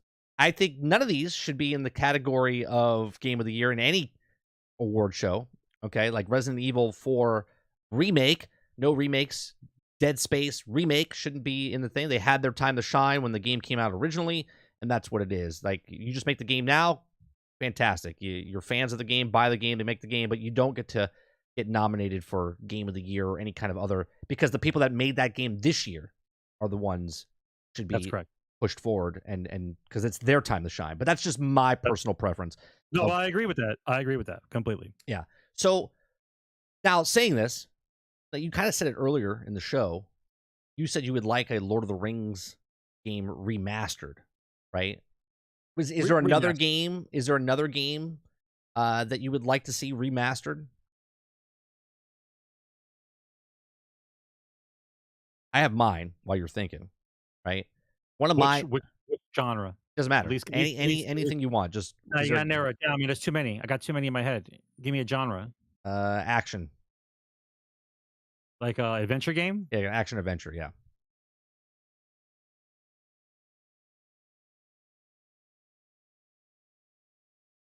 I know it's deafening, but it's okay. Right? Everybody with their OCD, there are people who need to think about their answers. You don't just start Well, talking. no, everyone's just checking their earphones and volume now because they didn't know. Because it's been 2 seconds, and they can calm down. Action adventure. Honest to God, I would see a completely redone design of what Pitfall was, except but it's a male version. It'd be like Uncharted. Well, that's a remake though. I'm talking about a remaster. You want to remaster? Remaster. Just like take the game as is and a refresh. Yeah. KOTOR. Yeah, that's right. Al Dente's correct. KOTOR for sure, because the technology's come so far now that it deserves better. I would like a remaster of which we thought we were getting this year, which was Red Dead, the first one. Like, I would like a remaster to bring up the graphic wise to Red Dead 2. That way I can have them in a nice little bundle, right? If I had to pick a game older, I would have to pick. I'm going to go with the original Star Wars Battlefront series 1 and 2. I would like them to be upgraded to what EA did with the Frostbite engine with those games. I know I go to this a lot, to this point a lot, and it's my fault because I love Star Wars. But the entire vision of you being in the Hoth base, jumping into a snowspeeder with your friend. Yeah, you're sitting backwards, I'm sitting forward. Yeah. He's in the back, you're in the front. You leave the hangar. You actually leave the hangar. And as you fly towards the AT-ATs, you see the same view as you did in the movie. Saw in the movie, where you're flying at these giant walkers that you can't possibly stop with your blasters, which was true, right? But if your friend in the back can get that target on his leg and hook him with the line, and you get to go around his legs without crashing or getting blown up by cannons or rockets, and then you get to watch the walker come down, how do you not do that again? Yeah, Al Dente, that's what I'm talking about. The iconic game of all time. I'm talking about the original Battlefront 1 and 2 with Conquest, right? Like, just take those games and remaster them with the graphics of Battlefront 1 and 2 that EA did. Just fucking incredible what they could do. Incredible, right? AT-AT on a rail? Get the fuck out. Get the fuck out. And by the way, we're up to 64 players or 100 players aside. Do you know what kind of maps and battles you could have if you did the battle the right way, right? Instead of crowding everybody in one little area and just death lasers everywhere, spread them out a little bit, right? Just a little bit in trenches. You got the walkers, you got the cannons, and you're going for the damn shield drainer. Tell me that's not one of the greatest maps ever. Right? It's on the same level as Metro. It's on the same level.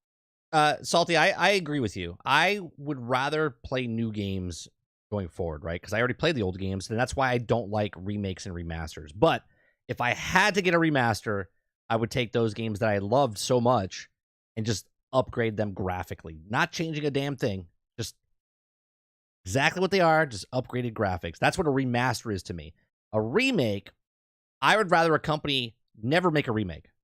Because the only reason remakes are made, in my opinion, is because they know it sells and it's an easy sell for them. They're like, oh, we'll just do this. And that's why I don't want a remake of KOTOR, because they're going to change the story. And you don't need to change the story.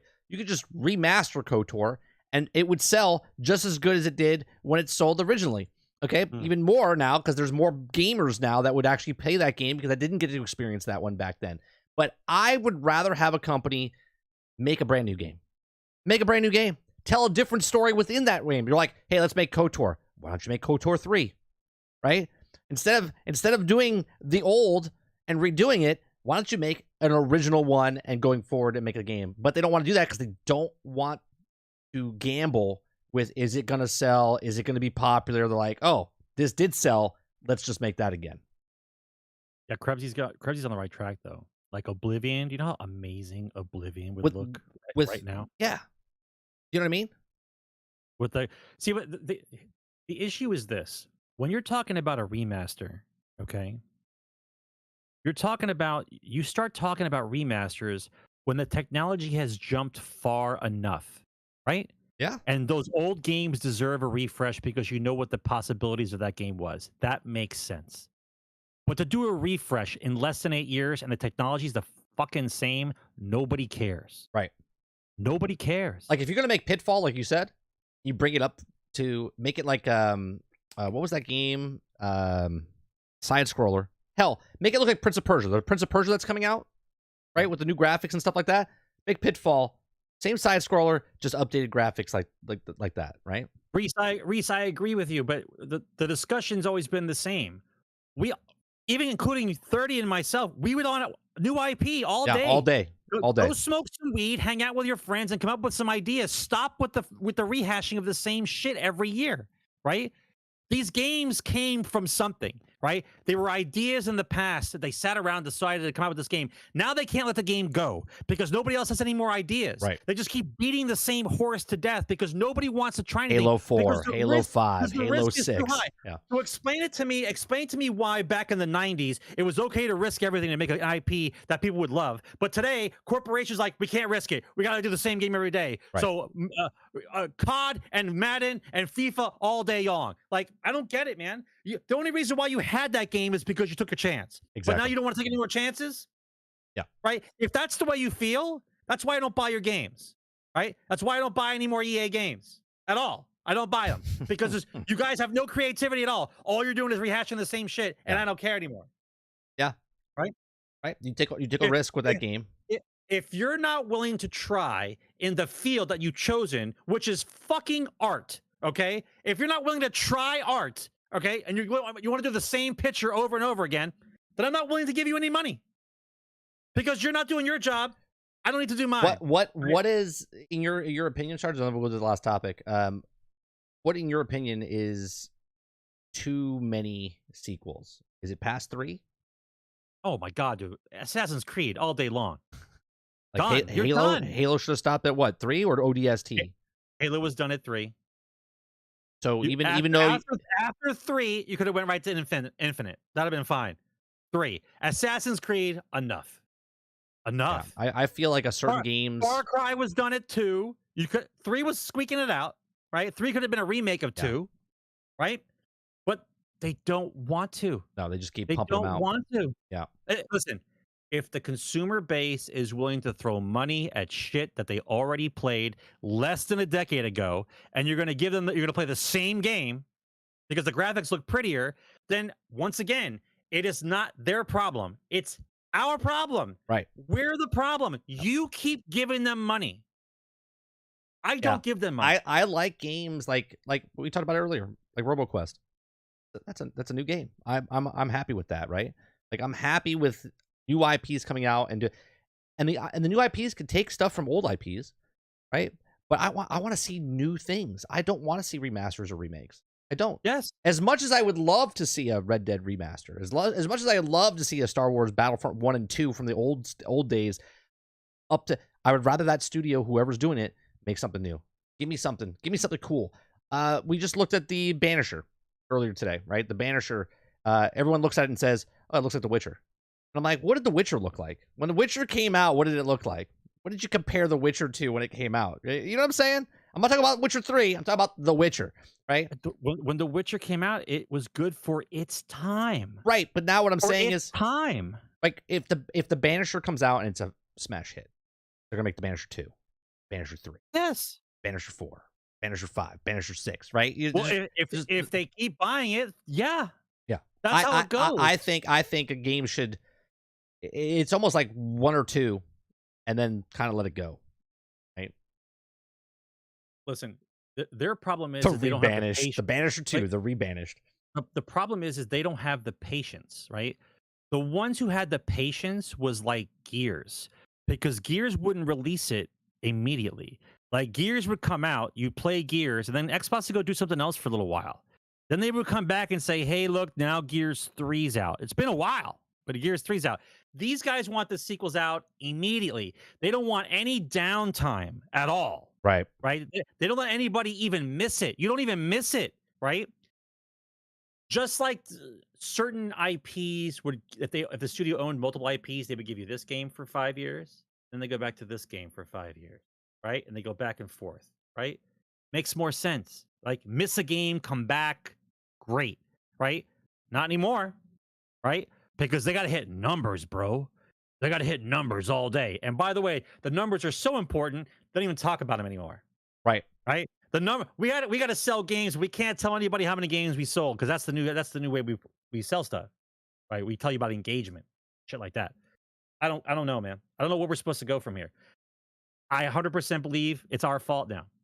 So I'm not being part of the problem anymore. I stopped buying games from people that make the same game every year. I'll wait. I'll wait until somebody comes out with a game that's worth buying. Real quick, guys. Right? If you guys, go ahead. Sorry. No, go. I was like, real quick, guys. If you guys could hit that like button, if you're here and you haven't hit that like button because you're so enthralled in what we're talking about and you forgot to hit the like button, hit that like button. Helps us out here. Krebsy says, depends on the different games of forms of each other, but some franchises just copy pasta or copy paste game to game, but other franchises innovate a lot, try new modern things, etc. But that's what I'm talking about, Krebsy. And this is why I have a problem with Resident Evil 4 inside of the Game Awards as the game of the year, right? Where you get games of Alan Wake 2, of what they've done with that, or even with Hogwarts Legacy, of the innovation. People are like, oh, it's a stupid game, it's boring, but what they did with that's new. What Resident Evil 4 did, even if you changed a couple of lines and did a couple of things visually, right? That's not new. It was there. The bases were there. They just put it back out there, right? This is why I don't like remasters and remakes, right? I like what you said earlier. Who said it up in the chart? Dave said that. Dave Langer said they should make a category for best new IP. That would be cool, right? You're just basing it on best new IP. Maybe there's not enough new IPs that year, but that would be a cool category to have in the stuff. The last story I want to talk about, Sarge, is it's a dumb article. It's a dumb story, but we're going to talk about it because that's what we do. We have conversations, and I just want to kind of bring up some certain things, right? So Starfield, there was an article written about Starfield. Okay, Starfield could be in trouble as player numbers plummet. Okay, now obviously you and me, we have brains. Our chat has brains, right? We all know that. Just take Starfield out of this, right? Replace Starfield with single player game could be in trouble as numbers plummet. Okay, and it's like it doesn't make sense. Now, what's the story? The story is it's because it's Starfield and because it gets clicks, right? We gave them a click. We're having conversation, but I'm saving the 40 people in chat that they didn't see this article and click on the article. So we just saved them 40, right? But I talked about this earlier on my stream earlier this week, right? This makes no sense, right? Just take Starfield out of the conversation, right? Because they're like, well, the numbers plummet. So I want to show you some numbers, okay? I want to show you some numbers, right? Here's the Fallout numbers. This is Fallout 76, 32,000. And again, these are just Steam numbers. We don't know the actual numbers from the consoles and whatnot. This is just Steam numbers. 32,000 all-time peak and 6,500 people still play. And the game's been out. Fallout 76. Right. Fallout 76 has been out since 2020. Okay. So it's been out for 3 years, almost 4 years or whatever it is. Actually, it's almost 4 years. Okay. That's Fallout 76. Fallout 4. Okay. 471,955 all-time peak. And it's down to, on average, 12,818 today, right now. A couple hours ago, whatever. Right. It says 3 hours ago. Okay. How old is that game? This game came out in 2015. Okay. 2015.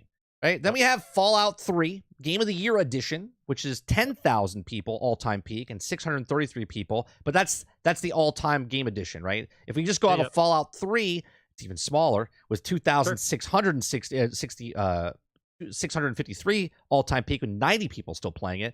And that game came out all the way back in 2012. Okay.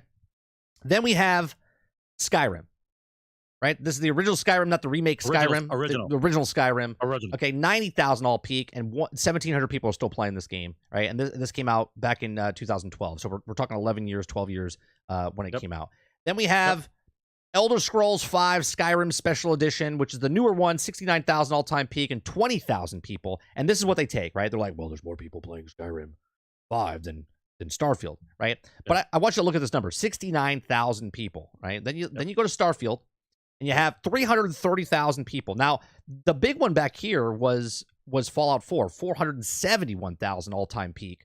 Okay, Starfield's at 330,597, and there's 15,000 people playing, right? And everyone's like, oh, the sky's falling, oh, right? It's a single player game. It doesn't really matter what these numbers are. These are just numbers, right? If you're going to make an article about Starfield, then you have to make an article about the best game this year that's plummeting to the ground, okay? Which is Baldur's Gate 3. And the logic of this now, 875,000 people played Baldur's Gate 3. Okay, but only 82,000 people are playing right now. Where's the article, Sarge? Where's the article? Where's the skies falling? Right? Where is it? Game's dying. Game's dying. This game is dying, Sarge. Does anybody care about Baldur's Gate 3 dying? Right? No, because it's not a fucking story. It's not a story. It's called a single player game, and when you're done with the game, you stop playing and go to something else. Like, yeah. And if the game has other elements in the game that makes me want to replay it, then I'll go back and I replay the game again. Case in point, right? Baldur's Gate has classes.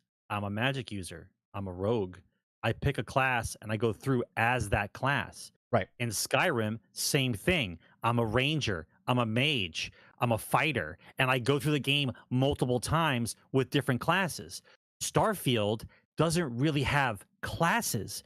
You have skills. And if you can play long enough in the same game, you have all the skills that you want. You get them all, right? So it doesn't really matter. So do you have to play the game more than once? Not really. So once you finish the game, unless there's some DLC, I'm done with Starfield. Right. I don't know what the problem is. This is why I don't understand. They have such a They have such hard on. They've got a hard on. I was going to say the thing. I was going to say they have a boner for hard on for this stuff, for Starfield, right? And again, I like Starfield. Do I think Starfield should be game of the year? No, I don't. No, but, right? But could it be nominated? Sure, but it's not going to win, right? But to say that this game is in trouble, the game is 3 months old. When Fallout 3 came out and Fallout 4 came out, there was no such thing as live service, right? There wasn't service. There was just make a game, sell the game, and then sell DLC and whatnot, right?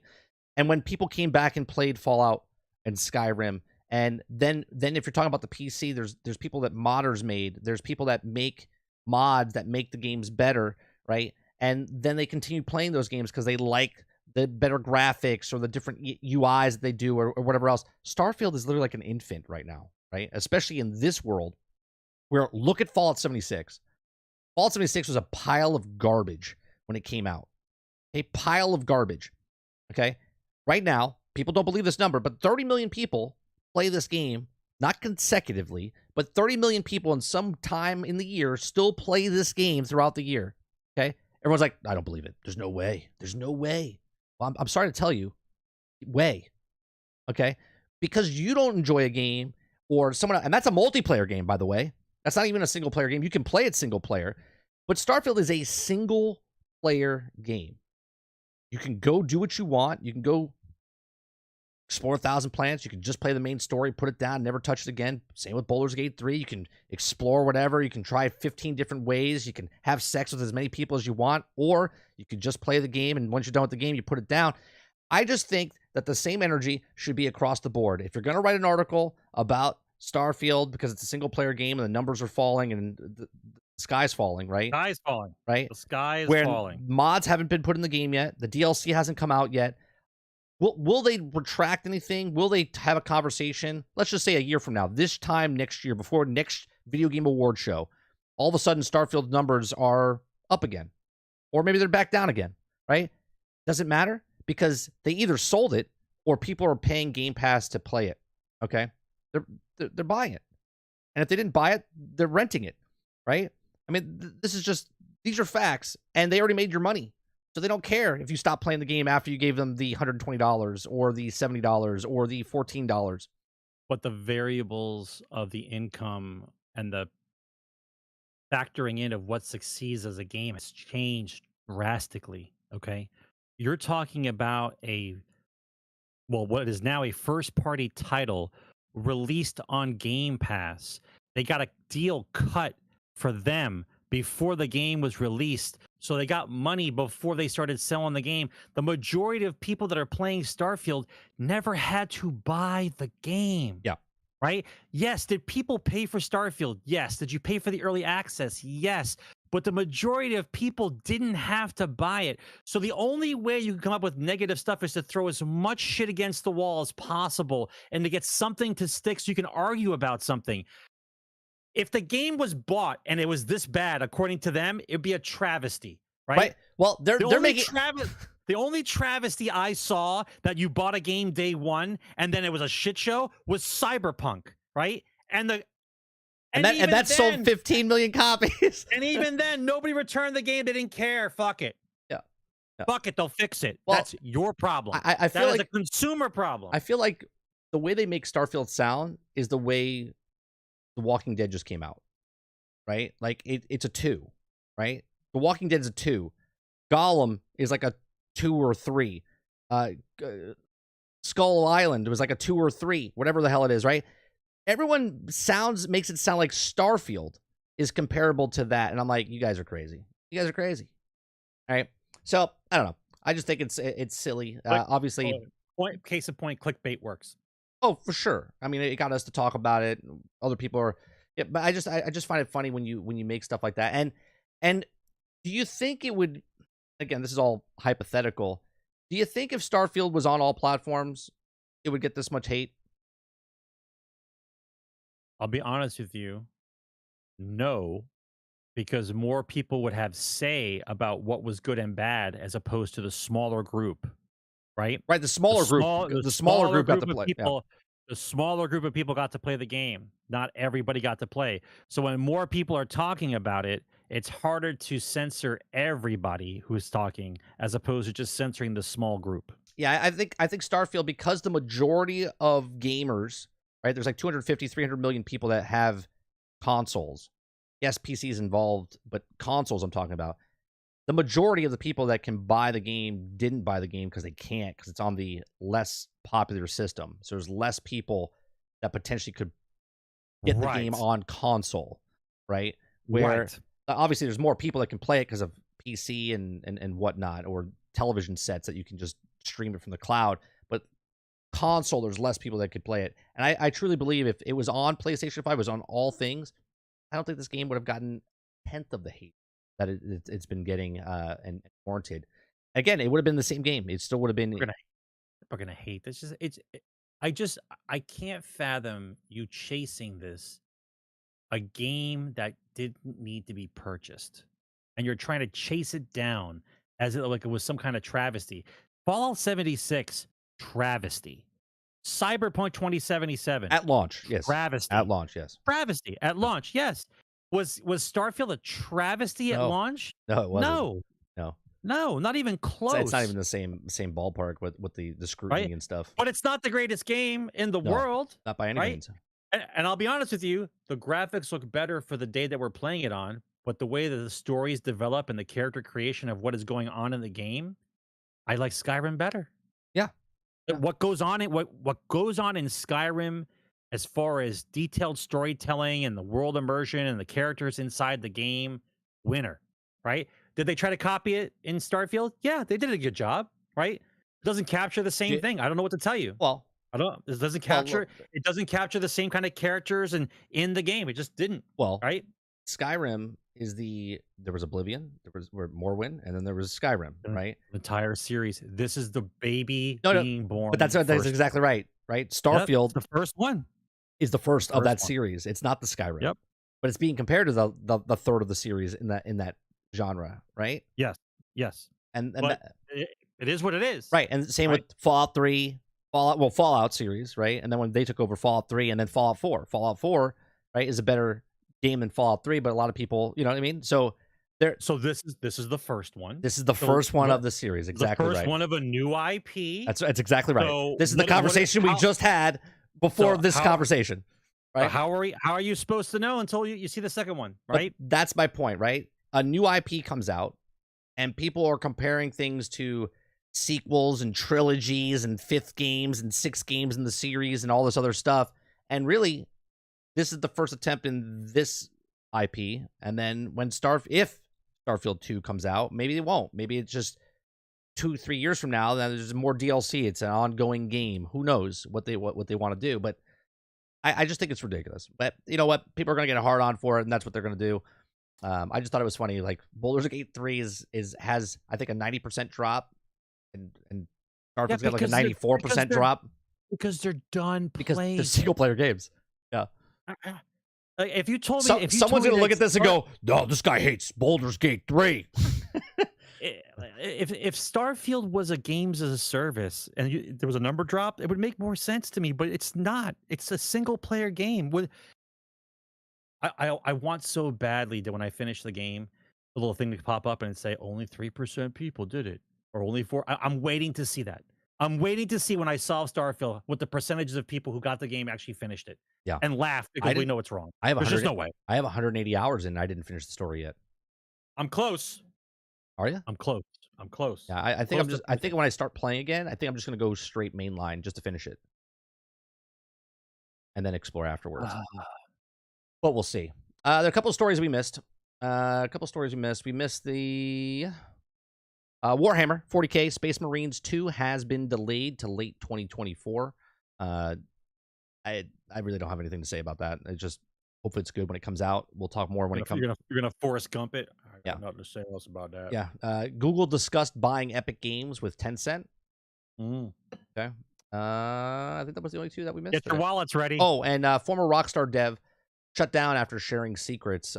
He was speaking on his channel and blog, and then all of a sudden, Rockstar said, "Stop it! Do not talk." And he said, "Okay, I won't." So that sounds a little weird. I want to get some more information on that one. In the article, he just says that they came out and said, you know, you're not allowed to. He was telling secrets. I guess they're secrets, right? About games that there was a zombie game they were working on that never saw the light of day, and other things. But it makes sense because when they were working on that zombie game, instead of making a standalone zombie game, they made the zombies inside Red Dead. It was a DLC. It was like a DLC, which is one of the best DLCs, in my opinion, is any game that came out. I love the Undead Nightmare, right? That's what it's called, Undead Nightmare. Yeah. Or the Undead. I think it was just called Undead something. Anyway, so that's what he was talking about. Other than that, there was one more story. Just happened. I think. Did we talk about this morning? I can't remember now. But there was one more story I wanted to bring up, but I can't remember it now. And one more story. Valve leaked prototype Left 4 Dead build inside CS:GO 1.6 update. But nothing really came of it, so it's just out there. I would like to. I would like, speaking of sequels and whatnot, I would like a third Left 4 Dead. I didn't like Back 4 Blood. I thought Back 4 Blood was, short of Left 4 Dead. They tried. They made it too complicated. I just want Left 4 Dead, right? I just want a third Left 4 Dead. You don't need cards, man. You don't need cards. I just want to go from point A to point B, and enjoy it. One more time, if anybody's interested in getting codes for Suicide Squad, Kill the Justice League. You don't have to tell us if you got it. We won't tell anybody. Yeah, the alpha, I won't even let you, anyone that wants it, just message me in Discord, and I'll send it to you. We have 6 codes if you want. We actually have more if people want people. But the problem is, here's the funny part, Sarge. Nobody wants this game, but everybody wants this game because there's codes being rejected because so many people are trying. It got flooded, so they only have a certain space. I think PlayStation 5 is having problems right now, that if you're on the PlayStation 5, that I think they cut it off because more people wanted to play the game than they thought they would. So it says when you got the message, if you try the key and it doesn't work, it might be full. But if anyone's interested in Suicide Squad, Kill the Justice League alpha tech test for this weekend, we have 6 codes.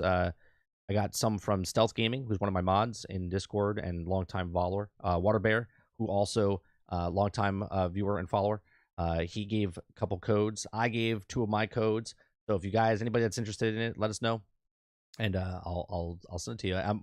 Members of the community, if you guys want it and you didn't get a code and you want to try it, you're like, what the not? I have some time to kill. Let me see what it is. And you're on the fence, give it a shot. If not, no big deal. These codes will just go to the wayside and float away. Miller is talking about. I could talk about Miller real fast, Sarge. Miller, I brought this up earlier today. Let me bring up his tweet fast, okay, and then I want to kind of talk about this for a second.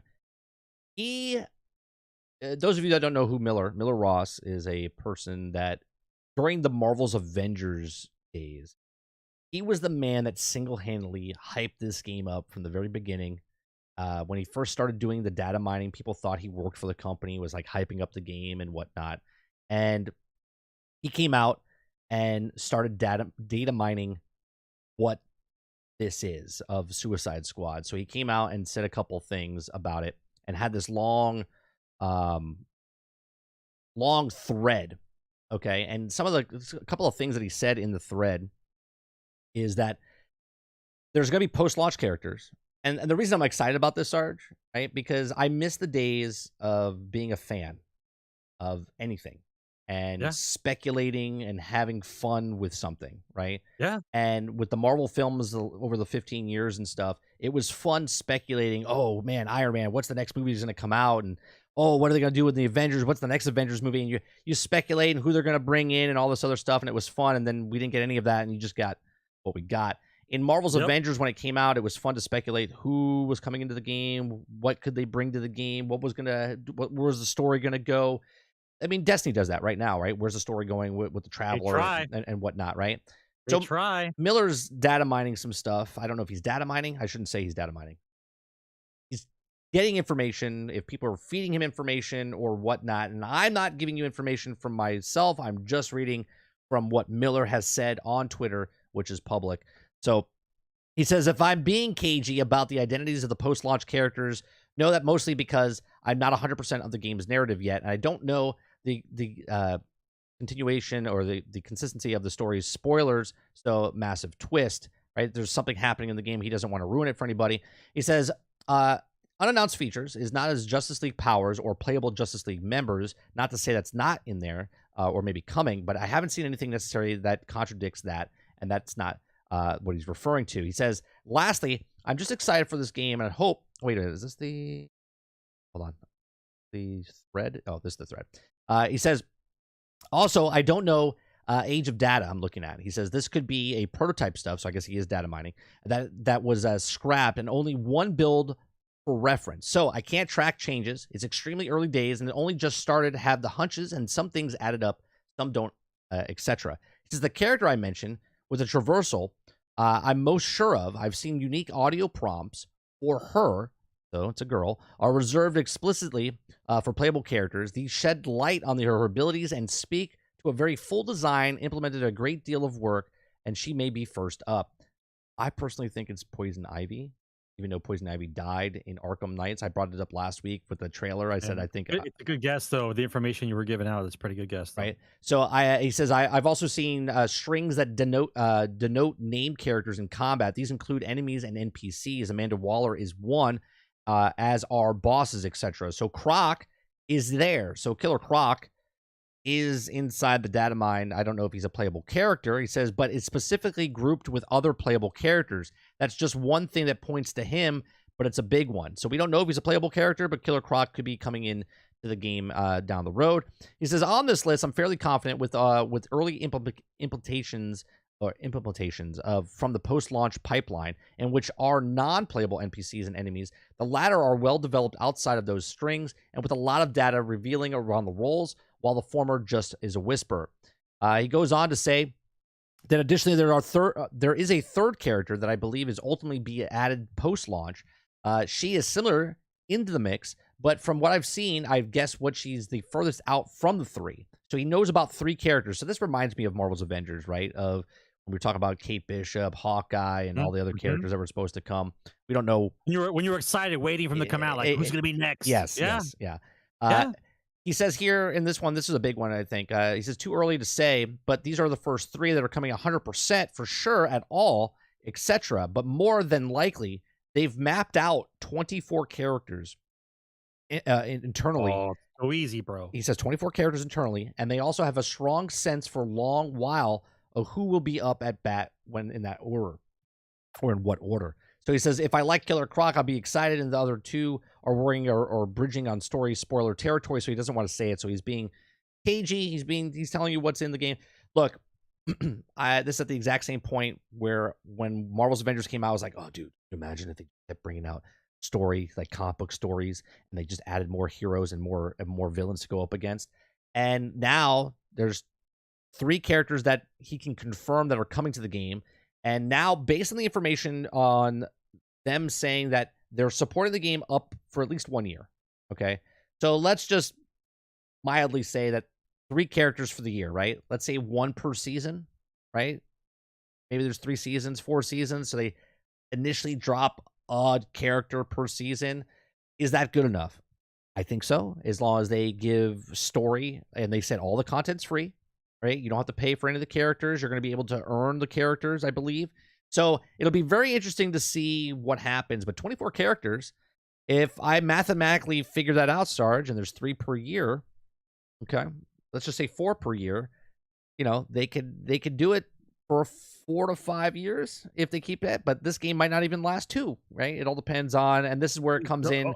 That's where they gamble. This is the gamble, right? This is the gamble. This is an IP, and the IP is, we talked about this 2 weeks ago when I said that if it comes to Game Pass by the leaked documents that they might pay $250 million because of the court case they showed that it might come to Game Pass. That covers 3.5 million copies or 3.5 million copies sold if they pay that money to them. And then if it comes out, that could give them a little leeway. Maybe they only have to sell another 3 million copies and they sell 6 million copies, and maybe they can, keep it afloat, because if they don't sell microtransactions, that's where it's now the same type of thing as Marvel's Avengers. Now, what killed Marvel's Avengers over what might kill Suicide Squads is that Marvel's Avengers was chasing their tail because they were faulty at the beginning and at the launch, right? And they were in the weeds and they couldn't get back up. They couldn't get caught back up, right?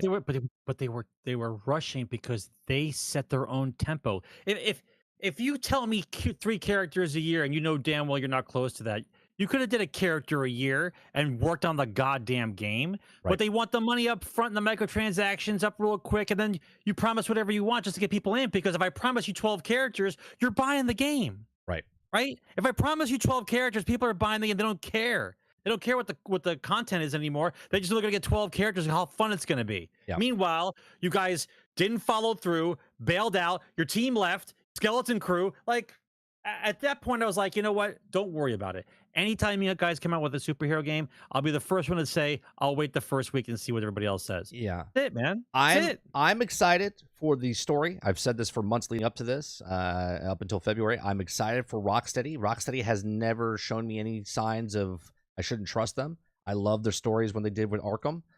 This is another rendition. This is a new IP. I'm giving them a shot. I want to play the story, and I'm going into this one differently than I did Marvel's Avengers. Marvel's Avengers, I wanted a live service game that I wanted to play because I was just getting off of Destiny, and I wanted something to take the place of Destiny, right? Yep. I loved what I played for the years that I played. But Suicide Squad, I'm going into as playing the single player, playing the campaign, loving it, hating it, whatever. And the looter part aspect is just bonus on top. I'm not going in as I'm playing this as the live service game that I'm never going to put down for the next 500 to 1,000 hours. I'm playing through the campaign. If I like it, I'll continue playing. So I'm excited that Miller's going to be here, exposing a lot of stuff and getting us hyped up for the thing. And you know what? I'm here for it. I'm here for him spilling the beans and giving me hyped up of what characters could be coming in. And you know what? I'm not as excited because I'm more of a Marvel guy than a DC guy, but I'm still excited to see what characters could come inside the game. So that'll do it. I appreciate everyone coming out for Generation X Gaming, the weekly podcast that goes over a few of the top stories in the past week, and we rant along the way. Episode 374 is in the can. We'll be back next week for the Video Game Awards show. That is next Thursday. We will be watching it live here. If you guys want to come by and hang out with us and chill with us, it will not be a normal show. We will not be covering news stories in any way, shape, or form. If you want to cover news stories, come to the morning shows each and every single week. I'll be covering 2 to 3 stories and bantering back and forth with you guys. It's a good time in the mornings, just chill and, get you through work and whatnot for a couple of hours. And then next Thursday, we'll just cover the award show. Hopefully, one thing, Sarge, what do you want to see at the Video Game Award show next week? What's the one thing you want to see? Mine's the Transformers Reactivate. That's what I want to see. Is there something that you want to see at the award show that's being announced or something? That's a tough one. Grand Theft Auto 6. Can I see the trailer? I mean, the trailer is probably the only thing I'm looking forward to at this point. I mean, I want to see the Transformer thing, but I'd much rather see the trailer for GTA, just so the internet can go on fire for 24 hours. It's gonna be, yeah, it's definitely gonna be. Yeah, I'm looking forward to the Transformers one, but we'll see what happens next week. So make sure you guys come on by, hang out with us. I appreciate it. Again, if you guys want the code for Suicide Squad, Kill the Justice League Tech Alpha, we have a couple of codes from the Friends code list that were gifted by members in the community. So if you want to try to get one, hit me up in Discord if you're a member, and I'll give you one. So I appreciate it very much. You guys have a great one. Make sure you please share, like, and subscribe. If you'd like to go above and beyond that, you can hit the membership button as little as $5. And also, make sure you go check out our videos on this channel. The uploads, it helps us out. I'm gonna post one after this. I gotta download it and upload it. So appreciate it very much. I'll see you guys in the next one. Thanks for watching. Game on, guys.